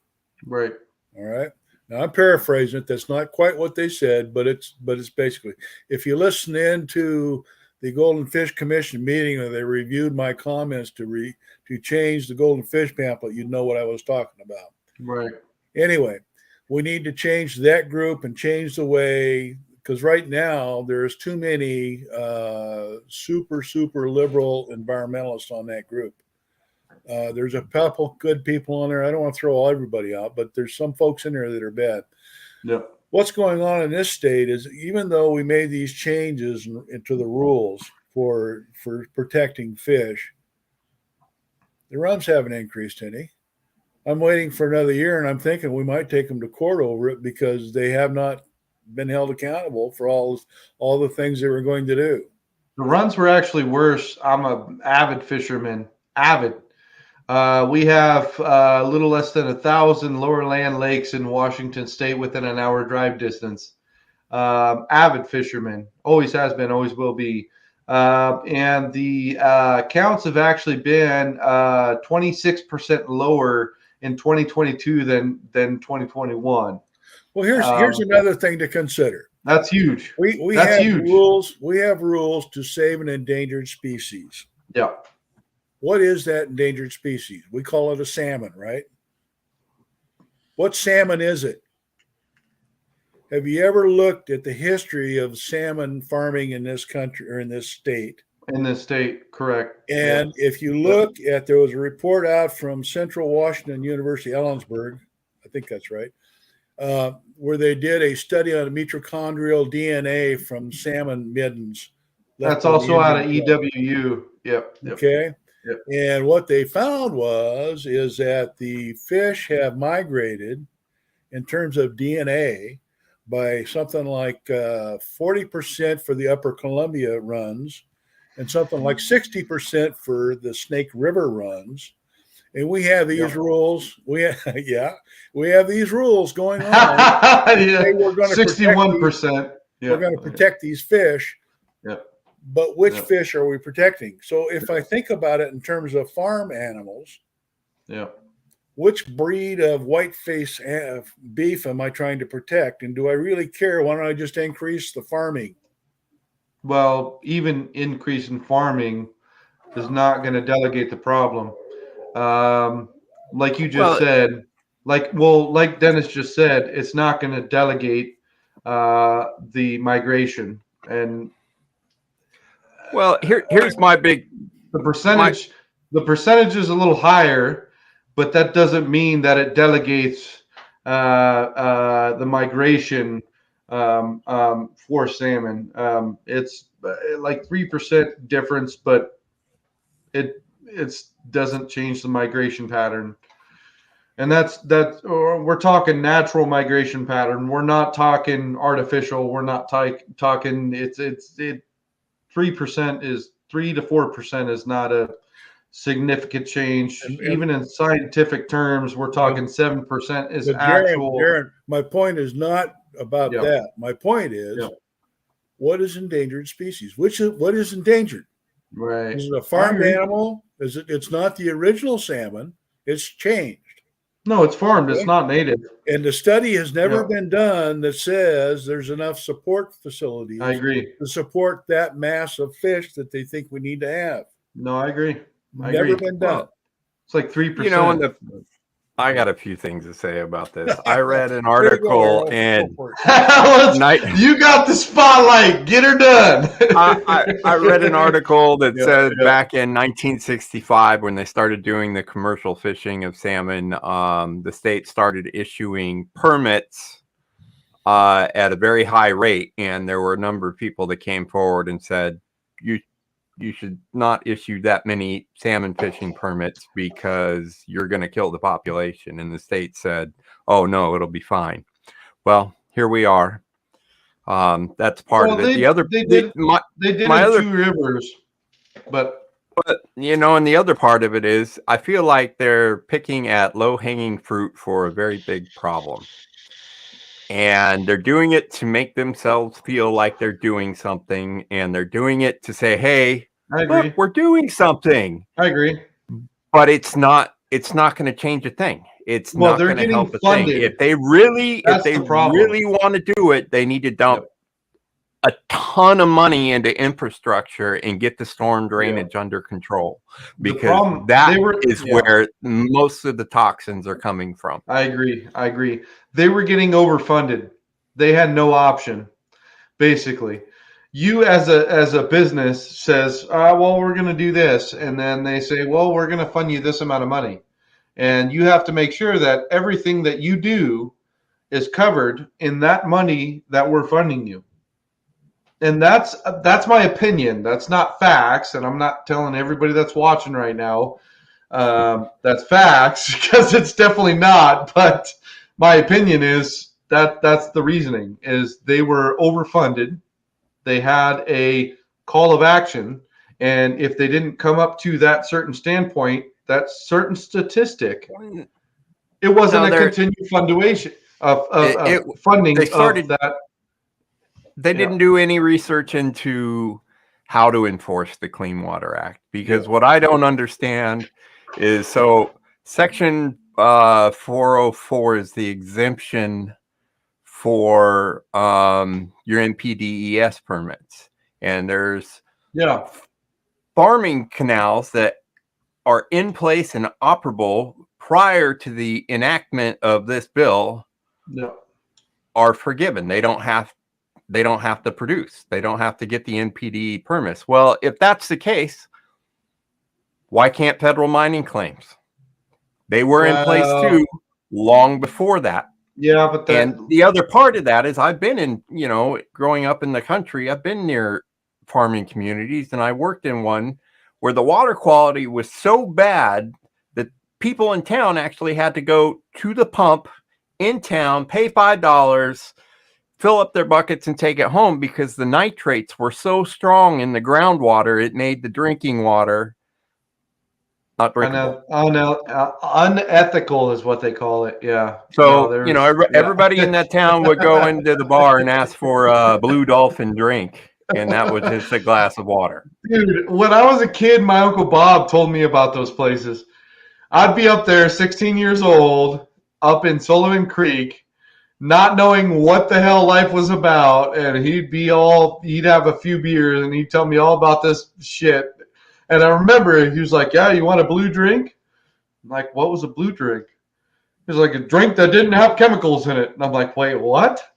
And we sit there and talk back and forth.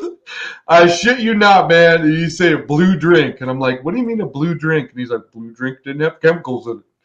And he was just 10 sheets. He'd be 10 sheets to the wind, and he'd talk about a blue drink. I'm like, "What do you, Uncle? It doesn't have alcohol in it. I'm not interested."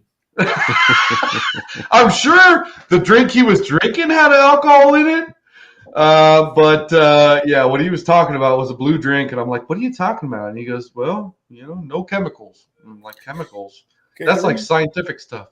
The reason I led us down that path originally was just to make a point, is that there's an awful lot about what goes on that's claimed by somebody, and there's not a louder voice in the room to bring it back to the straight line of what the actual fact is.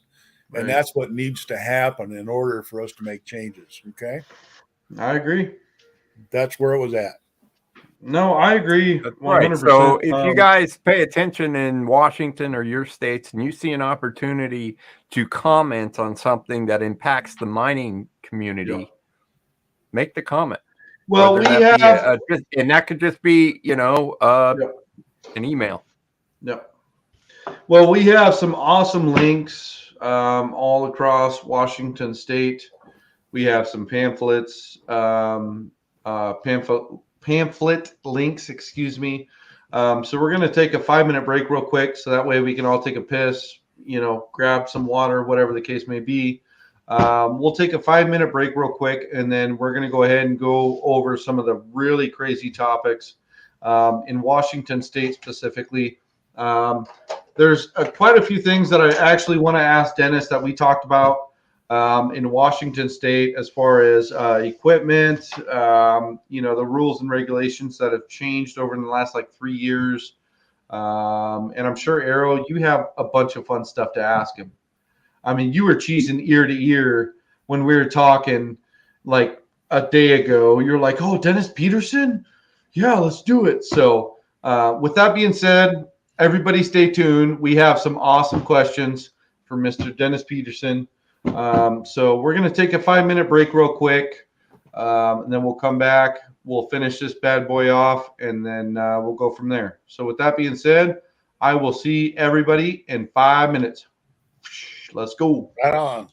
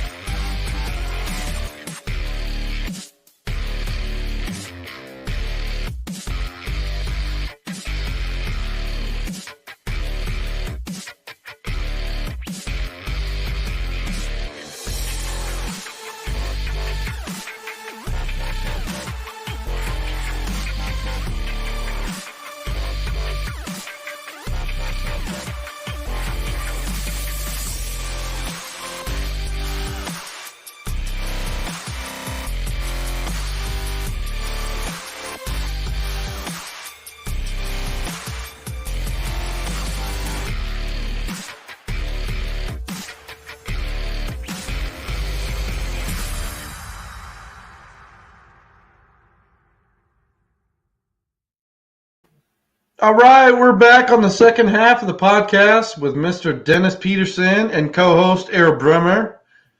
Arrow, what are you looking at down there, bud? Facebook. Facebook, social media. So let's go ahead and give some shout outs real quick to all the folks that are actually watching. Holy moly, I can't. We got 3 screens going on, Dennis. It's too much for me. I think I would have to do what you're doing and just one screen, call it good. That's the way the world works. I'm a happy camper. Am I pretty enough? Geez Louise. All right, so let's go ahead and give some quick shout outs. Let's see. And some good comments. Holy moly. Wow. So we're going to go off on some comments real quick, and then we'll go to shout outs right after. Holy moly. Let's see. Yes. Wow. Holy moly. Dennis, this is a little too much. Facebook user says there are creeks on beaches. Just wanted to know if you needed a permit to drop in a sluice box and run the sand. Dennis, what is your insights on that? That was tough. Let me. No. It's okay. That was a good one. Let's put it back up there for a second. My head. As long as you're in fresh water and you're just running a sluice box, do it. That was good. There Good you go, comment Paul. there. That was Paul Gray. Was that Paul Gray? Awesome. Mhm. Good deal. Good deal. All right. Let's see here. Oh, geez, Louise. Let's see here. Don Wentz says all those electric cars need lithium, etc., and all the power needed to charge them. Electrical systems, I'm assuming, can't even support the loads now. We could talk for days and go blue in the face on that. Unfortunately, we have tons of comments to go, Don. I will agree with you on that, though. I will have to agree. Wow, this is a big one here. Holy moly. Global warming and climate change is a word of trick reused by the government officials to pull together. It's a signal, but then no push weather crisis as a sleight of hand. Global warming is normal. Yeah, that's too much. I love you to death, whoever posted that, and I appreciate you. Unfortunately, we can't just jump on that topic. We got a lot of very, very crazy stuff to go through here. Yeah, we can't do that one either. Let's see here. This is a good one. Dirty Girl Prospecting in Paydert says, are there any big mining companies in Washington? I do like Canada. At least they can use high bankers, but it'd be funny, but no river sluices. Arrow, let's start with you, and then we'll go to Dennis on that. Sorry. Say that again. I was reading a comment here. Geez Louise. Mr. Co-host.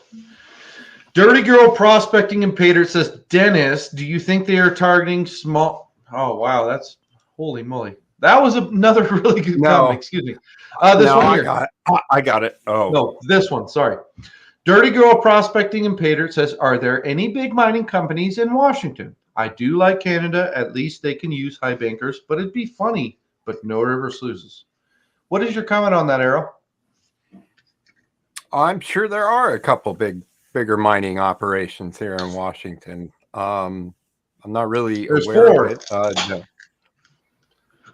Because I'm not really concerned with large mining operations most of the time. I want to try to keep us small scale guys in the rocking and rolling. Yep. Dennis, what do you got to say about that? There is at least one. They're the ones that just filed on that new claim, or that filed to do the work up there above you guys.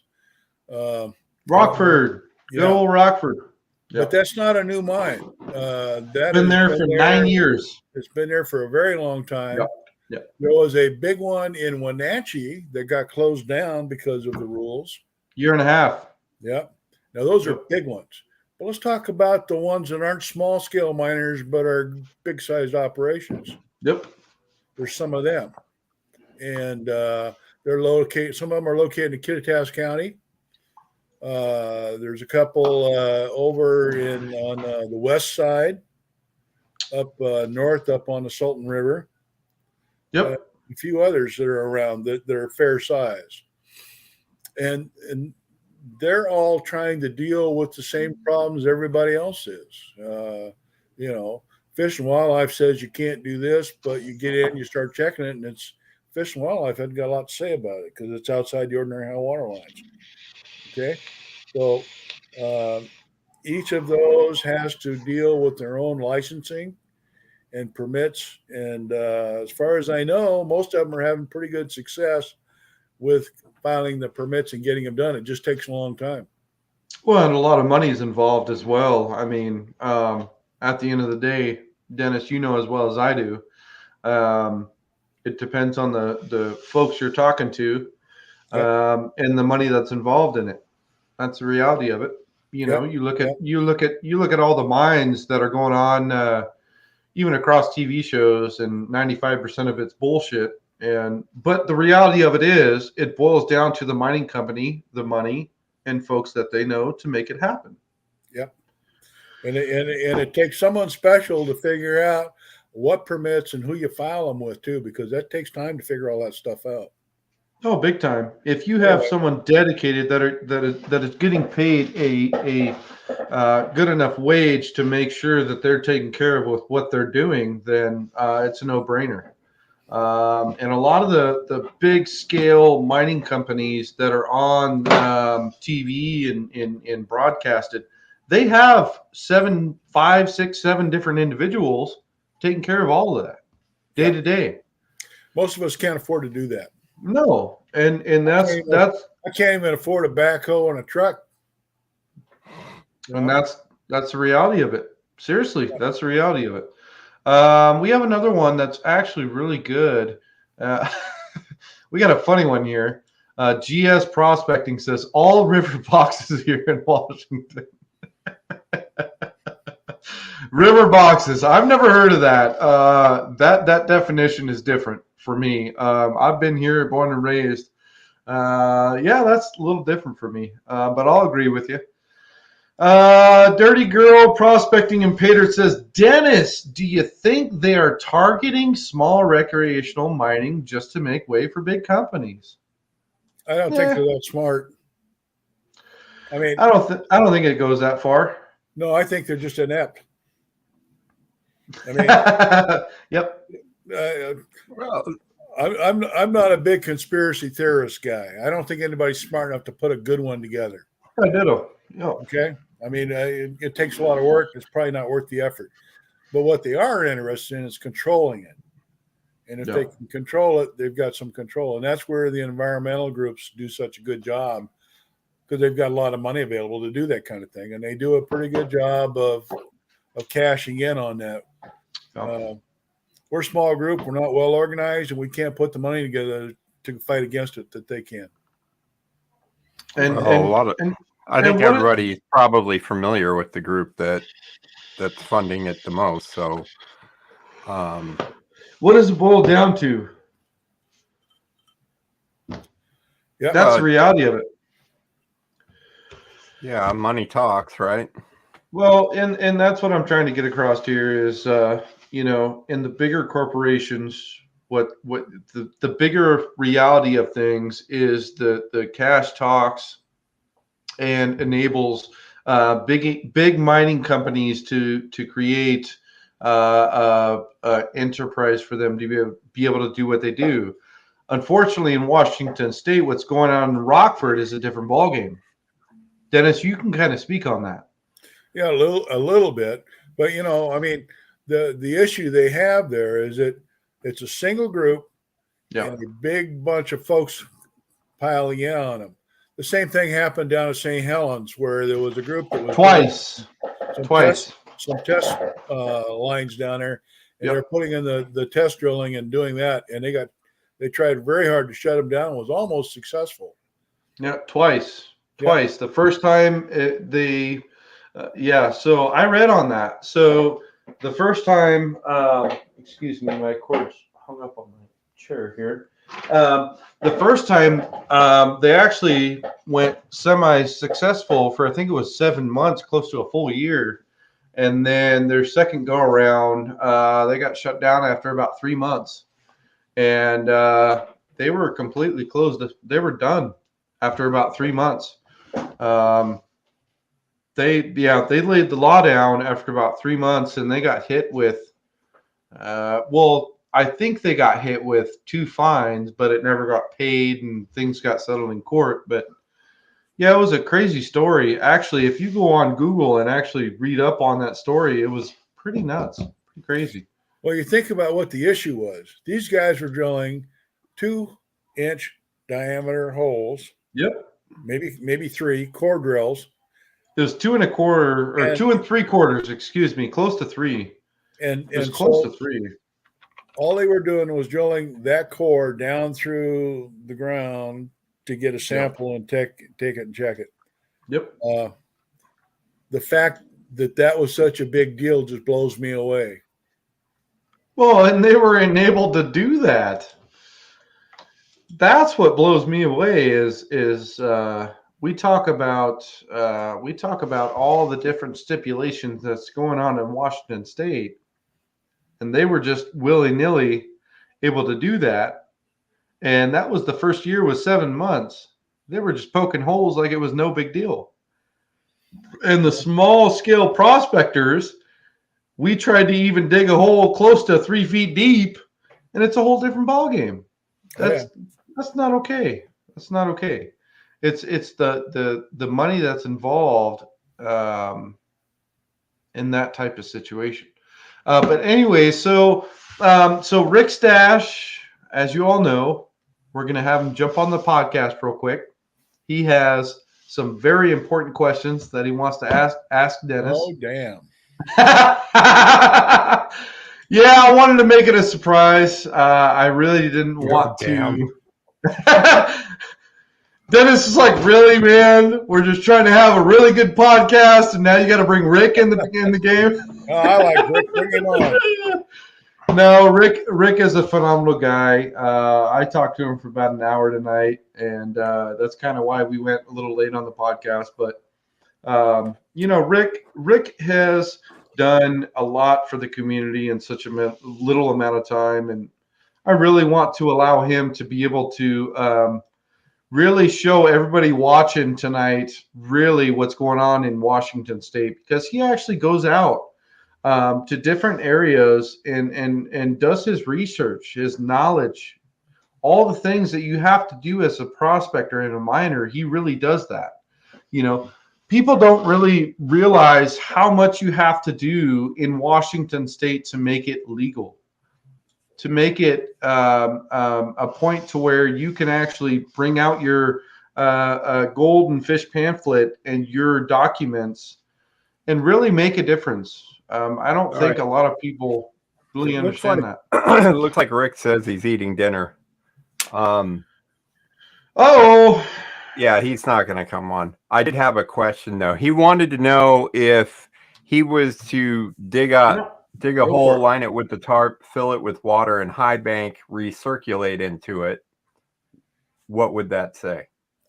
What would that be? If you give me about another 4 weeks to, or maybe less, I'll have a definitive answer. But I'll tell you what I think. You got 2 issues. First issue is you're dumping water on the ground.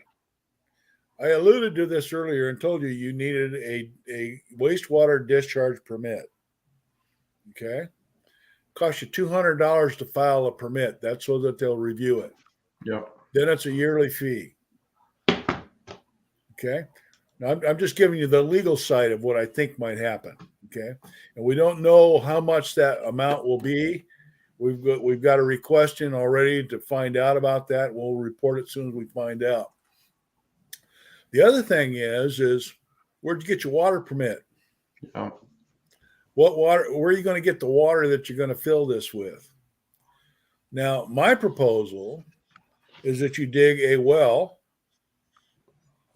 which is probably the one you're going to process material out of because it's going to fill up with water. You pump that water out and you put it in your lined pond, and you can pump up to 5,000 gallons a day in the state of Washington for use in that pond. Yep. Okay. I don't suggest you take 5,000 gallons a day out of a place that's stressed for water, but maybe you can take 2 or 3 days. It doesn't matter. We're miners. We can work it out. Once we have that water in there, then we can recirculate it and run it. And the only water loss in the whole system is going to be through evaporation and through that water that drains off of the rock from your grizzly and off from your water or off your waste gravel that you're going to pull out of the pond because it's getting full. Right. Okay. So if you picture in your mind, you've got a pond 20 feet by 10 feet and 2 feet deep. That's about 2,000 gallons of water. Right. Okay. You put a little berm in the middle of it, so you got a little kind of a tortuous path for the water to flow through. That means all your gravel is at least going to drop out kind of close to your high banker. You run the water out of there, back around through the high banker. You spray water over the top of your grizzlies, and the rest of the water goes down through your sluice, right? Carries the gravel out through the bottom and dumps it in the pond. Okay, you visualizing what I'm talking about? We're describing that right now to DOE and asking them about what it needs. We have a wastewater discharge permit that we have filled out. 21 pages of glorious fun to fill out, plus all the support documents, which is about another 20 pages of documents to go with it. Things like little maps to show where you're located at, the ground profile, how the water drains in the case. Because what if in your work area you had a rainstorm in there, and you didn't berm it properly, and all the water from the rain went into the creek? Well, you can't do that. It's got to go into the pond. Okay. Right. And the reason that's true is if any of you work construction, you know that you've got truck washers there to wash the damn tires off from dump trucks when they come in and dump gravel and stuff in your work area. Yep. Okay. So all of that stuff is now being thought about when it comes to mining. Okay. And it doesn't matter what level of mining you're talking about. Right. So one of the things we're trying to do right now is to find out, all right, what's the difference between that and some wife who's out there camping with me has washed the dishes and thrown her dishwater on the ground? Is that illegal? And the answer is yes, it's illegal. The other thing that's illegal is to take 5-gallon bucket of water out of the creek and haul it up to the bank and use it. Okay. Yep. So when I questioned them about it, they said, well, that's the legal requirement. Legal requirement. Okay. Yeah. Bunch of bullshit. So where I think our next issue is going to come from is the water permit and the waste discharge permit. Okay. But if we don't have any wastewater discharge, I'm thinking we might want to challenge that one. And if someone wants to know about water, as long as I'm not in Klickitat County, where that water is where you're not allowed to do that, to dig a well, you might have. Oh, there he goes. You might get. Yeah, I was going to say, there goes my seat. Jeez, you might be able to get away with the 5,000 gallons. So that is a very long-winded description. Naturally, an engineer overcomplicated, but that's the description of digging it. So what I would not do is dig a hole. What I would do instead is I don't know how it has to separate. I don't know. But I would lay some logs down, line it with plastic, and use the logs to build my pond rather than dig it. Right. That's all. So then I have a question. I was going to say 5-gallon bucket of water, huh? Yeah. So what's that do for classifying? Yeah. As I was listening to this, I'm thinking, okay, this is a guy who's talking about what the legal requirements are for drawing water out. You can't, the state law says you cannot draw surface water for any reason without a water permit. That's what the law says. I can quote you an RCW. I'd have to go look it up right now, but yeah, there's an RCW that states that. It's not a rule, it's a law, and that's a problem. So I guess I was wrong. Yeah. Well, we got Rick Stash. Hey, man. How's it going, guys? Good. How you Good. doing? How about you, buddy? Good. I was just sitting here eating some dinner and watching the show. Sorry to bother you, man. We have some awesome questions that we need to get across with Dennis Peterson, man. I'd love to get you on the show and kind of fill you in. I mean, obviously, you've been watching the show. What kind of important questions you have, or something that's extremely important in Washington State that you can actually ask Dennis to kind of get solved for people watching the show tonight? Oh, all right. Well, one is a kind of a big one that I've noticed mainly in Washington. I do hear about it in other states as far as where you got claims in Washington up on Forest Service land, and say they tank trap the road or dig it up while you should be up there working. Are you allowed to flatten that back out? Because as far as I know, you have the legal right to access your claim. Are you talking about Kelly humps? Yeah. Okay. So first and foremost, before Dennis says anything, everybody that's watching this evening, go ahead and say hi to Mr. Rick Stash, Mr. Badass, awesome friend of mine. So sorry, I had to give him a shout out real quick. With that being said, I will shut the hell up. Rick Stash, good question. I appreciate it. Dennis, what do you got to say about Kelly humps and flattening it back out if it's part of your claim? There is a book that the Forest Service uses that covers mining interfaces. Okay. I'm trying to remember if it's what the book number. I think it's 1261 or something like that. But it covers their requirements for mining, and it covers all kinds of stuff. One of them is access. And when I have dealt with them and talked with them, they looked at me and they said, "Well, you can walk in." I said, "Well, why don't you kiss my ass? I'm not walking in." Mm-hmm. Bringing equipment in, it's not going to happen. I've got equipment. Yep. I got to bring in. And in some cases, it's a long distance. So I'll tell you what I do. I drive across that son of a bitch. Put some big old tires on and go. Well, level it out enough to where you can get your truck over it and call it good. Well, I have an ATV that drives right across them little bubbies. Yep. And I bought it with that in mind. Scared the crap out of me last summer. I went over some pretty steep stuff.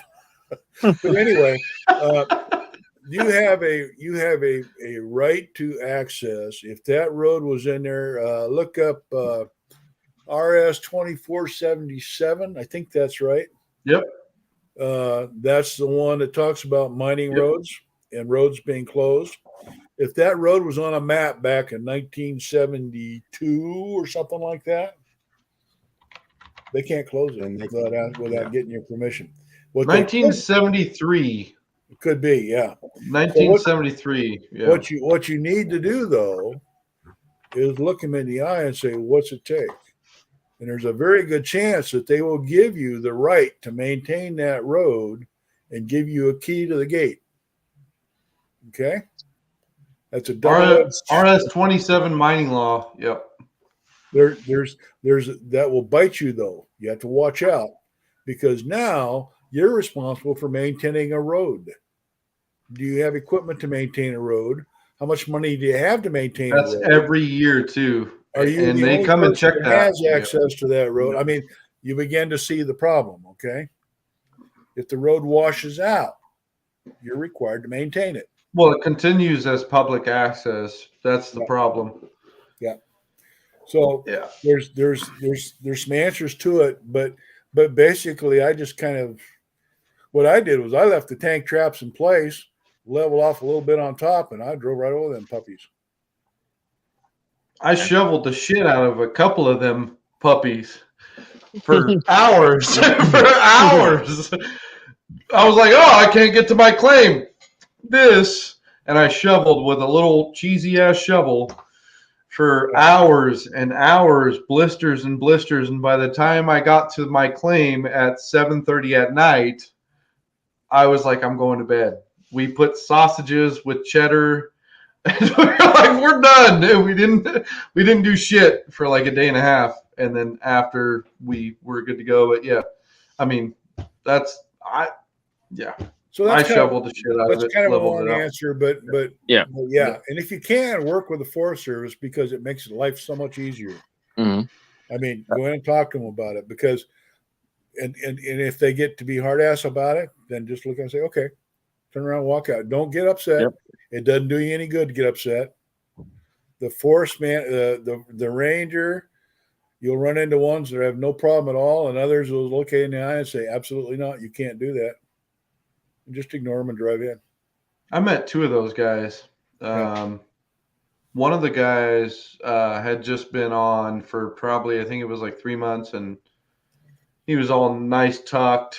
He didn't have his laces, kind of jacked. And we were talking over in Montana, and the guy was like, oh, yeah, you can't do this, you can't do that, da, da, da, da. And we were like, well, we're about 1.5 miles back. Is there any way we can, kind of bring our equipment in on the ATV? No, you can't do this, can't do that. All right, fine. So we spent 3.5 hours, and we brought hoses in, the whole fucking works over in the claim, and it sucked. And then the next day we didn't have no Forest Service, and so we took the ATV and went over the shitty ass little Kelly humps and brought our shit in. And we're like, you know what, we're gonna do it. And nothing came about, but I'm sure we would have got fined quite a bit if we had the same guy doing the same presentation, Well, the other thing too is you need to make sure your vehicle is licensed for off-road there too. I agree. Yeah. Yep. Tag. Oh, I got another question here. It's came up several times this week. So in Washington, I know that they changed something with as far as wilderness land, DNR land, anything that's maintained by Department of Ecology. Some of these areas used to be claimable and was worked by guys that I know, and now it's maintained by DNR and Department of Ecology. Is the mineral rights as far as like going and prospecting, is that been removed for us, or can we still go down and work those areas with the sleuths? I'm not sure. Depends. It should be bought out, right, Dennis? Is it Methal Valley? No. Okay. I wasn't gonna say a name, but it's up on the South Fork of the Nooksack. All right. It doesn't matter. What I was trying to say is that Methal Valley area was removed from mineral entry. That's Okay. the key. If that terminology is in that area, then that means that Congress took the mineral entry away. But if Congress didn't do that, then you need to get in and do a little more research about it and find out more about what's going on. Okay, because there's no signs, because I went and hiked up through there, and there's no signs at all that state that this area has been removed from mineral entry, because I've seen the signs before, but not in this particular area or river. File a claim on it, you'll find out real quick. Yeah. They'll take your money and then tell you no. Yeah. I was gonna say. They're pretty good about that. You used to be able to call BLM and talk to them. Just talk to them. Yep. I think it depends on the office. I was talking to a few different guys over in California, in Southern California, and the BLM office over there is very informative. They will tell you what's going on, the whole works. And then I also talked to Southern Idaho's Southern Idaho's BLM office, and they were just like an arrow. We talked to Jeff about that whole situation, and they were all full-blown standoffish, fighting you for a water permit kind of deal. And I guess it just depends on the BLM office and the state that it's in. The other thing is go to the county office. Yeah. County registrar's office, and you can get some information there too. Yeah. Okay. Yeah. County offices are not looked at by us that much, and they should be, because actually they are the ones who are responsible for recording everything. Yeah. Think about it. BLM won't even accept a document unless it's been stamped by the county. So stamped by the county and signed by you. Yep. So speaking of things being recorded, Dennis, here's one that I kind of gathered from you there at the Gold Show. This whole argument with suction dredging and running pumps in the waters in Washington State, their argument is that too much turbidity and what they think we're killing fish. We have a impact on the fishery runs. What do you got to say as far as what's their proof and is there proof? It's paid for. Okay. Let's be clear about something. The law that was passed, they talked about fish, but the law that passed didn't have anything to do with fish. No. The law that passed had to do with the violation of the Clean Water Act.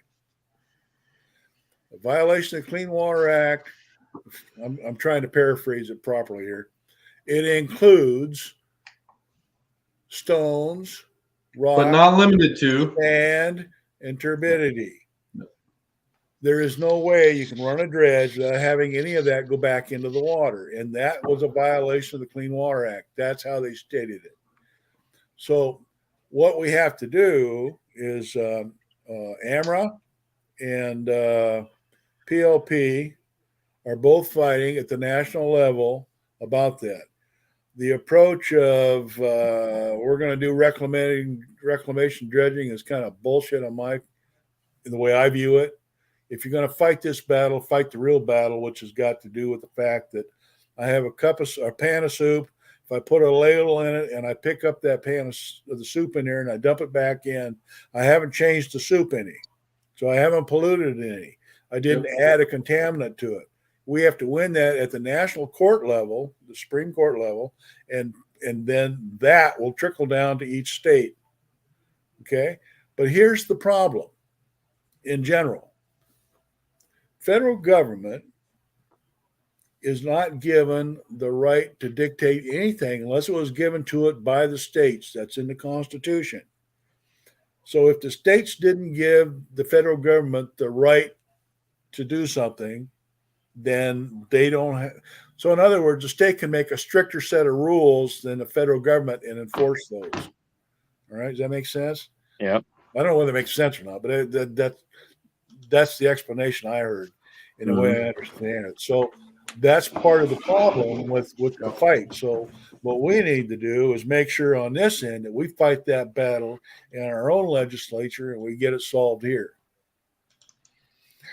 Something that I find interesting too is that the way each state interprets the Clean Water Act is vastly different. And you would think there would be some sort of, if it's a federal law, you'd think there would be some sort of main line there, but it kind of reads like a code book. EPA defers to the Army Corps of Engineers. Army Corps of Engineers defers to the local jurisdiction. I think that's correct, the way I read it. Yeah. But no, like Colorado, they pretty much only want you digging in the water. And, any discharge, and I'm not 100% on this, but most of your discharge, they want to go directly into the water, which makes sense. You're immediately diluting your, waste discharge. But, it's interesting that each state can change how it's interpreted. It plays into another thing. the water right that we were talking about earlier, if the water is going from the creek back into the creek directly, that has a null impact on water usage. If you pump the water out of the creek and use it on the land, that has an impact, and the water doesn't go directly back into the creek. Yep.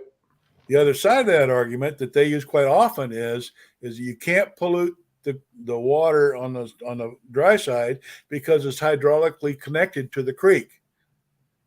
I'm almost tempted to say, okay, boys, let's go to court. Let's solve this little problem, because you can't have it both ways. It's either this or it's that. It's not both. Yep. And we haven't gotten to that point yet, but we're kind of sneaking up on it. I had quite a discussion today with ecology about that. So I figured it's going to get there in no point in time. yeah. We have a few comments here. Mr. Mike Pung, Mr. Mr. Triple Stack here. He says, look at tobacco, alcohol, pot, etc. When you give them a way to get tax dollars, suddenly it's okay. Want back in the water, figure out a way for them to tax us. Yep. I mean, in all actuality, that is that's a positive comment. I mean, that's the reality of it. You look at everything that we're being taxed on. We're talking equipment. We're talking pay dirt. We're talking every single thing that us prospectors do pay for. That's the reality of it. Mike, I agree with you, man. I mean, that's one of the different avenues, I guess you could say, that they can go after and be okay with it. It's not an avenue, I guess, we can all agree on, but in reality, that is an avenue that we can be okay with. Would you guys disagree? Would you guys disagree?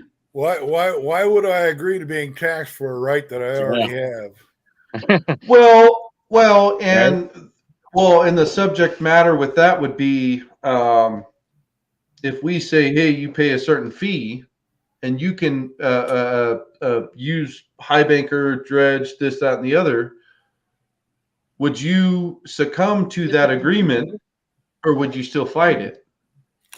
I would probably fight it, because I won't negotiate a right. I agree. Okay? Mm-hmm. I agree. You want to drive my truck. Well, I don't want you to drive my truck, but we're going to negotiate your right to drive my truck. And you have to pay me, or I have to pay you to drive your truck. No, it's my truck. Screw you. You aren't going to drive my truck. Right. Right. That's the other side of looking at this. And in the No, past, I agree. In the past, in general, in this state, we have been successful in not treating it as a privilege, but as a right. As a right. The thing is that when you begin to tax and work with licenses and stuff, that's something you can. The only reason they give you a driver's license so they can take the damn thing away from you. Right. I mean, it's got nothing to do with you're a better driver, you're going to pay more attention, or none of that. It's the fact that they can take it away from you. Mm-hmm. So I agree. I might be willing to discuss it, but not until we start to understand that I have a right to this. It's given to me in the Constitution, and it has been for a very, very long time. Now, I know there's a lot of people that disagree with that, and that's okay. That's what this is all about. Right. It's not me telling everybody what to do. It's my opinion, and that's how I look at it. But others are willing to look at the other way. That's okay, fine. Right. So we have another comment here. It says, Facebook user, gold is money, ... and the state wants their part. What would you say about that, Dennis? I would agree to it if they start planting gold out there for me to find. Well, that's pretty much DNR's standpoint as far as all their managed lands. They'll issue the permits, but it keenly says for the state to receive a substantial return. Right. They get their money no matter what. Yep. Yeah. Well, unfortunately, what I don't understand is they're not going to get that. They're never going to get that money. They're never going to get that money because they're never going to be okay to strip mine. And that's what it takes for the state to get substantial gain back. And if they're not going to do that, then why not just issue a prospecting stamp on the Discovery where I pay $50 a year and I got it on my Discovery Pass, and that gives me the right to go do whatever per the Golden Fish. Yeah. Well, I'll tell you guys what. We got Mr. Shannon Poe himself in the building. Go ahead and say a warm welcome. Oh, look at that. Hey, I called Shannon. I said, look, man, we're having some fun over here in my neck of the woods, in Dennis's neck of the woods. Look at him in his ugly mug. What are you doing, Shannon? Say hi. He can't hear me. Everybody talk shit. He's busy making pictures. He is. He's too busy over there with Robert's pictures. What are you doing, Shannon? What are you doing? Those pictures I put up. Sorry, guys. I'm actually running on a generator, and I don't know if you guys know.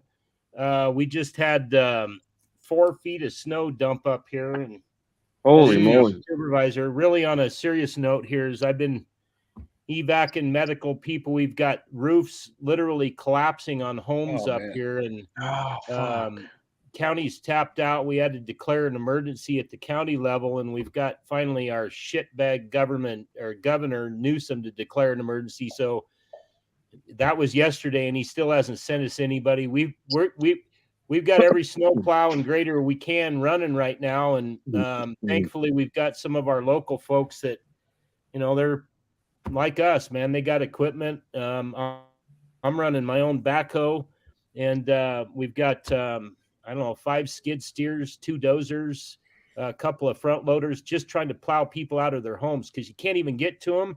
Power's been out. There's trees down everywhere. My shop, my mill site, guys, that one that you've all seen pictures and videos of, that got crushed by a 120-year-old cedar tree. I don't even know what it's like. I don't even know how bad it's damaged yet because I can't get to it. I can't see it. Wow. Both my outbuildings with all my tools have been crushed to the ground. I think I may have lost my quad. Dude, send a donation link, man. We're all here for you, dude. We got it up there. I mean, it's just, why haven't you posted in PB, man? we're helping Dave out. We have money running to Dave. Darren, hang on. So, bro, I'm a county supervisor, so I'm dealing with the crisis.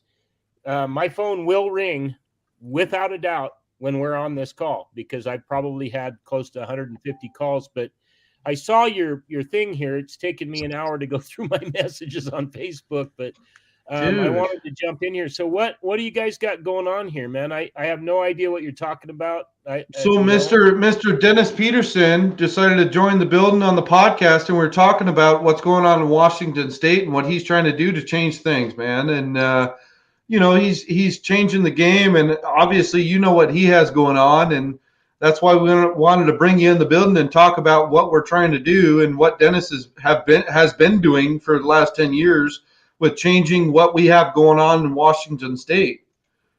So can I just interject something here? You guys may have known I was back in Washington, D.C. 2 weeks ago. You may or may not have known that. Yeah. So we are in the process right now, and I'll break this live on your freaking show, you douchebag. I fucking love you, asshole. I fucking love you, asshole. Out his drink. I was waiting until he was. But we are in the process right now of writing the Forest Service and the BLM Accountability Act, which is just like the VA Accountability Act. We've been working on this 3 years. That sucker is being written as we speak. God, I love you. Yeah, Good job, man. So when these assholes, like what we've been dealing with in Montana and Washington and Oregon, California, Arizona, Idaho, yes. Yeah. Idaho, especially Idaho, when they do this kind of crap and they lock and block you or they don't approve a plan of operations for 6 years, they get fired and they never get to work in public office again, or not public office, but for the public government again, and they lose their pension. And so that sends a ripple effect throughout the entire agency. And it's really kind of a culture change and a culture shock. And that's really what we want. But Yep. You know, the cool thing is that I met with a lot of different people, very, very powerful in government while I was there, and they are elated to take this on. And so, you know, there's still a chance that the puppet Biden may veto it, but we do believe that we have bipartisan support even in the Senate. But it's a pretty easy pill for them to swallow on public lands, and I do want to hear what Dennis has to say as well. But because, you know, the public lands and the Forest Service and the BLM doing all the shit that they do that keeps stepping on everybody's neck, that affects hikers and hunters and fly fishermen and people that like all of them, all of them, and all so of them. it actually affects the left as well. And so I think we're going to get some pretty significant bipartisan support and kick this through. So with that being said, I'll get off my little high horse here, and I'd be curious to hear what's going on here. Fuck you first and foremost. Secondly, I love you. Dennis, what do you got to say? Well, I got nothing to follow up with that. The thing that I'm interested in, Shannon, is the Supreme Court case. Have you guys had a chance to get a time for that yet? Well, it's still right now, Dennis, going through the Ninth Circuit, and so you have to go through the appeal process. A federal case, you know. The simple fact remains is that I'll just give you the Reader's Digest nutshell version here, is that our argument is clearly dredging doesn't pollute. There's nothing that they can show that we add anything to the waterway. The second thing is really under the Clean Water Act, Obama took over all the waters in the world, you know, in America, and he really did that unconstitutionally. You guys know that. So there's a lot of other avenues and arguments that we're making on that. But dredging should not require a permit. It really shouldn't, because it doesn't add anything, and that's what meets that definition under the Clean Water Act. The judge that we got in Idaho, he didn't give a crap about anything like that. He didn't let us present. We had a fisheries biologist with 37 years of experience for the Forest Service that wanted to testify that we create perfect fish habitat, that we don't pollute anything, and that it was actually helping that particular river, because he's the one that came and inspected my dredge site. Yeah, that was the judge. Nelts. Yeah, the judge wouldn't even allow any of us to present any of that evidence. He just, you know, I rule in favor of summary judgment for the radical environmental group, and so that's what he did. We kind of expected that. And the day that he actually announced his ruling on my case is he retired that day, that same day. Imagine that. So anyway, so we're in the Ninth Circuit, Pacific Legal Foundation, one of the best law firms in the country. No, dude, yeah, go on Google and actually look it up. Nelts retired that fucking day, dude. I was at Triple Play in fucking Idaho. I called Shannon and I'm like, dude, what the fuck is going on? And he's like, oh, look it up. Da, da, da, da. And I went on Google and he retired that fucking day. Nelts. K-N-E-T-L-Z or K-N-E-T-L-S or whatever. He retired that day. Yeah. They're claiming all of these different things, and that was fucking wild. There's even another nonprofit out there that is saying that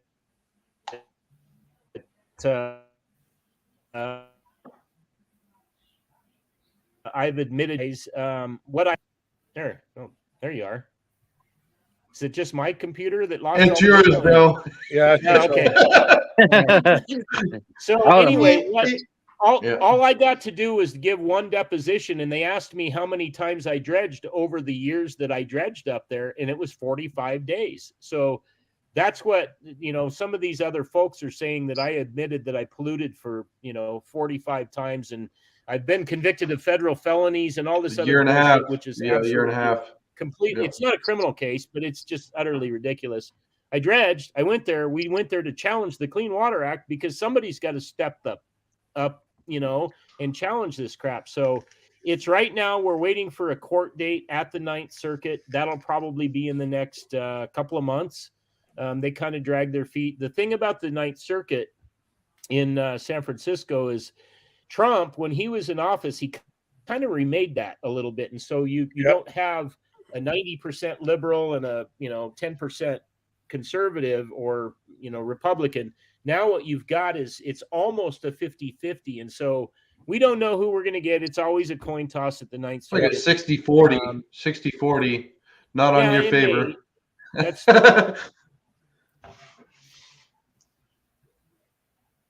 That's probably is absolute to the Supreme Court. And I don't really want to state some of the things that I know in here publicly, but let me just say this about the Supreme Court. And if you look up Neil Gorsuch, who was one of our justices, he's actually sued back when he was an attorney. He sued the EPA a number of times, and we pretty firmly believe, and there's a reason why we pretty firmly believe this. That was 2017. Yeah, 2017 or 2018. He's got kind of some problems with the EPA and their rampant disregard for people's rights and their power basically over the waters. And so I think this case is very ripe, guys. It's better than any of the other cases that we've brought forward as far as I'm concerned. And what's really interesting is that when you have one of the premier law firms in the entire country, they approached me and told me this is the case we were waiting for. This is the case we would like to take. Well, so that's cool. Yeah, that's important. See, here in Washington State, I don't have the money to take on a Clean Water Act here and what they used for dredging. So we're concentrating on pushing the envelope around working on the above the ordinary high water line. And we've got the money for that. We're pushing around a couple things. So I think we've got a chance, but we've got a problem up here with such a liberal legislature that one of the problems I was going to ask you about is, and for you guys to maybe think about, when you get done with the point of getting through the federal government and into the Supreme Court, one of the problems that we have is that the federal government tends to backtrack to state rights in terms of if a state's not given the right to the government for a rule, the state can make a stronger rule than what the federal government's got. So if the state writes the Clean Water Act is more strict, we're stuck with having to fight that. Doesn't that boil down to the governor, Shannon? Yeah, it does. That's governor's decision because it gets brought back to his desk, doesn't it? Well, it really gets brought back to whatever laws have been passed in the legislature. The governor doesn't, the governor doesn't make laws just like our president doesn't. No, but he agrees or disagrees and allows or not allows, correct? No, not really. No. He can have an influence, but he can't make a rule or. Well, no, I'm not saying he can make a rule or not, but he can agree or disagree and not allow that rule to pass, right? Or wrong? The problem is not what's been passed. What's being passed. What's important is what's already been passed, and to take a law out of action. Okay. Right. Okay. See, the governor is kind of like the president. Their job is to basically, kind of enforce laws that have been passed. They don't make the laws, but or approve or disapprove. Well, but no, not necessarily that. They're not supposed to, but we see that all the time. You get tenfold ignores illegal aliens. Gas engines on lawnmowers and stupid shit. Yeah, right. The problem is, good luck. Yeah, come Sorry, I had to bring that up. Yeah. So, but serious question though. Yeah. Well, the problem is, guys, is that we have an ideology that is permeated not just in Washington and California, but it's starting to filter into these other states.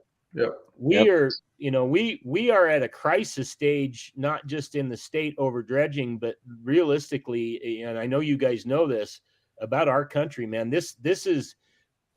We've gone beyond the crossroads and we're going down the wrong freaking path. And unless we literally stop very, very soon, all of this shit's going to be for naught, Right. It's just, in my opinion, this is really, you just took a look at the sheer volume of crap that's being tossed at us, Right. And the things that they're doing, and just completely and totally, utterly ignoring your First Amendment, your Second Amendment, your Fourth Amendment. All of these different things are just, they don't care. And you know what? Dennis just said it, that probably he didn't even really know that he said it, but he said it best over everything. He doesn't have the money to sue because the government has taken all of our money. They have banks and banks of attorneys. And if he gets stepped on and his civil rights absolutely get violated, which they are, he has to go out and do fundraisers and do all this shit and try to fight the federal government that uses his own money against him to fight and fight. And they will drag him through court for years, just like me, guys. I got, sued in 2018. This is 2023. You got sued 3 times, 2 dropped, and the 2018 case was a big case. And that was a whole different ball game, but it's still something that kind of changed the way things work as far as politics go. The only saving grace, in my opinion, right now, guys, that we have, and I'll tell you the bullshit that I just sat through with the head of BLM, Tracy Stone Manning. She is the director of the BLM. I sat in the same room with her 2 weeks ago in Washington, D.C. and listened to her give a presentation about the new push of the BLM and what they're really interested in doing. Right. And that's putting fucking solar panels on our public lands. They're not concerned about trees or water, things like that, or, helping mining rights or anything like that. They want to put the big goal. That's scary, man. That's equity scary. And inclusion is to get solar panels on public lands. I don't mean to laugh. Guys, the only thing that gives me hope right now is literally the makeup of the Supreme Court. That's the only one out of all of the different aspects of government that we have a shot at. And unfortunately for us, fortunately, not unfortunately, fortunately for us, that's pretty much a stopgap. So once it goes through there, it's over. Well, it's been brought into place from the last 3 years of a specific individual. You can say that. I can say that. Yep. I mean, that's the reality of it. Yep.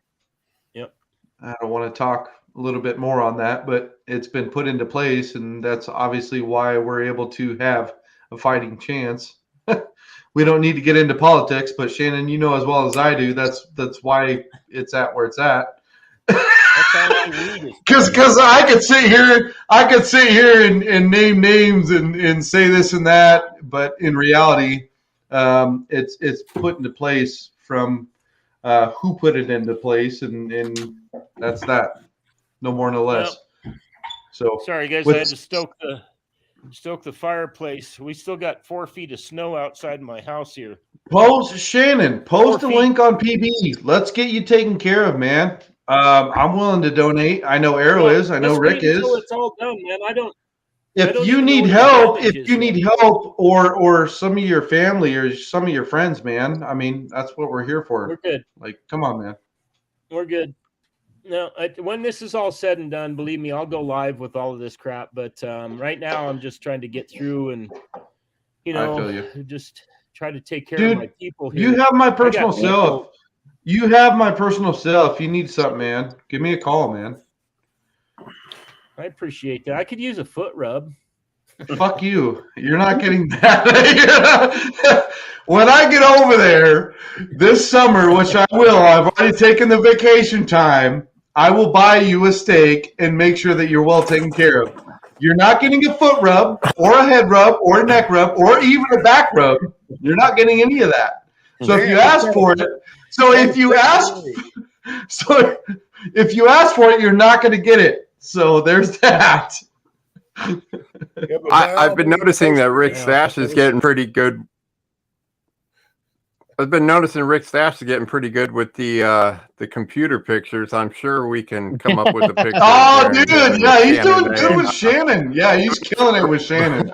Yeah, he's doing a good job. I'm learning that new technology. Yeah, he's doing good with Shannon. With Shannon's little ass hanging out and his little. No, that was Robert. Well, it looks like Shannon, so I gotta kind of jump in there and. It was Robert. I have am. some fun. That might have Robert originally been Master. Shannon's work. I'll tell all of you. I'll tell all of you right now. Shannon is the master. I am the with meme Photoshop. master, man. I am Oh, the yeah. meme master. Dude, he had some type of little piece of poop coming out of my mouth, and I only met him for like 3 days. I had not even gained a relationship with this guy, and he had a piece of poop hanging out of my mouth, and I was like, "Yep, I'm done. I'm not doing this no more." And since then, luckily, by the grace of God, he has not done nothing toward me. So let's pray that nothing happens toward me after this podcast. Please, Shannon, Looks I to me love like you. you're working Don't do on it. Another poo mouth. It's been a while. I think he just is. haven't had time. You guys don't want to see my internet search history. My internet search history. Somebody needs to take that and post it when I die. Yeah. Please delete my history. Anyway, guys, I mean, I literally have to. I got to go, guys, but I've got 2 Bobcat skid steers rolling in right now. We got to plow driveways in the morning. Our county doesn't even have the resources to get people out of their homes and plow their driveways. They don't plow private property. So we've got 2 dozers, 2 front loaders, my backhoe, another backhoe, and we've got 5 skid steers. And I've got about 800 homes on the mountain here. And this is mostly elderly, a lot of medical conditions. We've already lost some of our people, unfortunately, just because they couldn't get out of their home since Saturday. Couldn't get medication and all that kind of stuff. And anyway, I can hear these 2. Shannon, if you need help, man, I'm sorry that I'm cutting you off, man. But if you do need help, dude, shoot me a text, man. I'll put it in PV, dude. We would love to help you, man. Any way we can. You know what? I'll take you up on that, Jared. When man. this is all said and done, I already know I'm going to guess that I've lost between 10 and 70,000. I don't know how much that is yet. Whatever you need help with, dude, reach out, man. We'll make sure we will make sure that you're taken care of in any aspect, dude. Please reach out to me, dude. I literally got to go. I got to go get this truck out. All right. So I love you, Shannon. Sorry, I didn't love you, man. Love you. See you, buddy. Later. Fuck you too. stay warm. Good luck. Be safe. With that being said, I hope we were able to answer everybody's comments. We still have 217. We have 118 on YouTube. I'm sorry we weren't able to get through all of them. Boss Dog Mining and Prospecting, Indiana Gold Getter Scotty, Evergreen Prospectors. I mean, we have a ton of comments. We kind of pushed it past our limit. I'm sure we're all tired. Dennis, I'm sure you're ready to rock and roll. Rick, I appreciate you jumping on, man, and answering and asking questions. With that being said, I'm sure we're going to need a lot of help over in that department with what's going on in California. So with that being said, I love every single one of you jumped on. We have well over 100 viewers this evening. It went from 60, 80, 90, 100. It went crazy. Tons of comments. I love you guys. With that being said, Dennis, I'm going to be seeing you here soon and giving you a ton of shit. And Rick, I love you. I appreciate you jumping on the podcast. Mr. Co-host, Errol Bremer, love you, dude. With that being said, everybody get the hell out of here, and we'll see you on the next podcast. All right, so we'll all see you soon. You guys all have a wonderful night.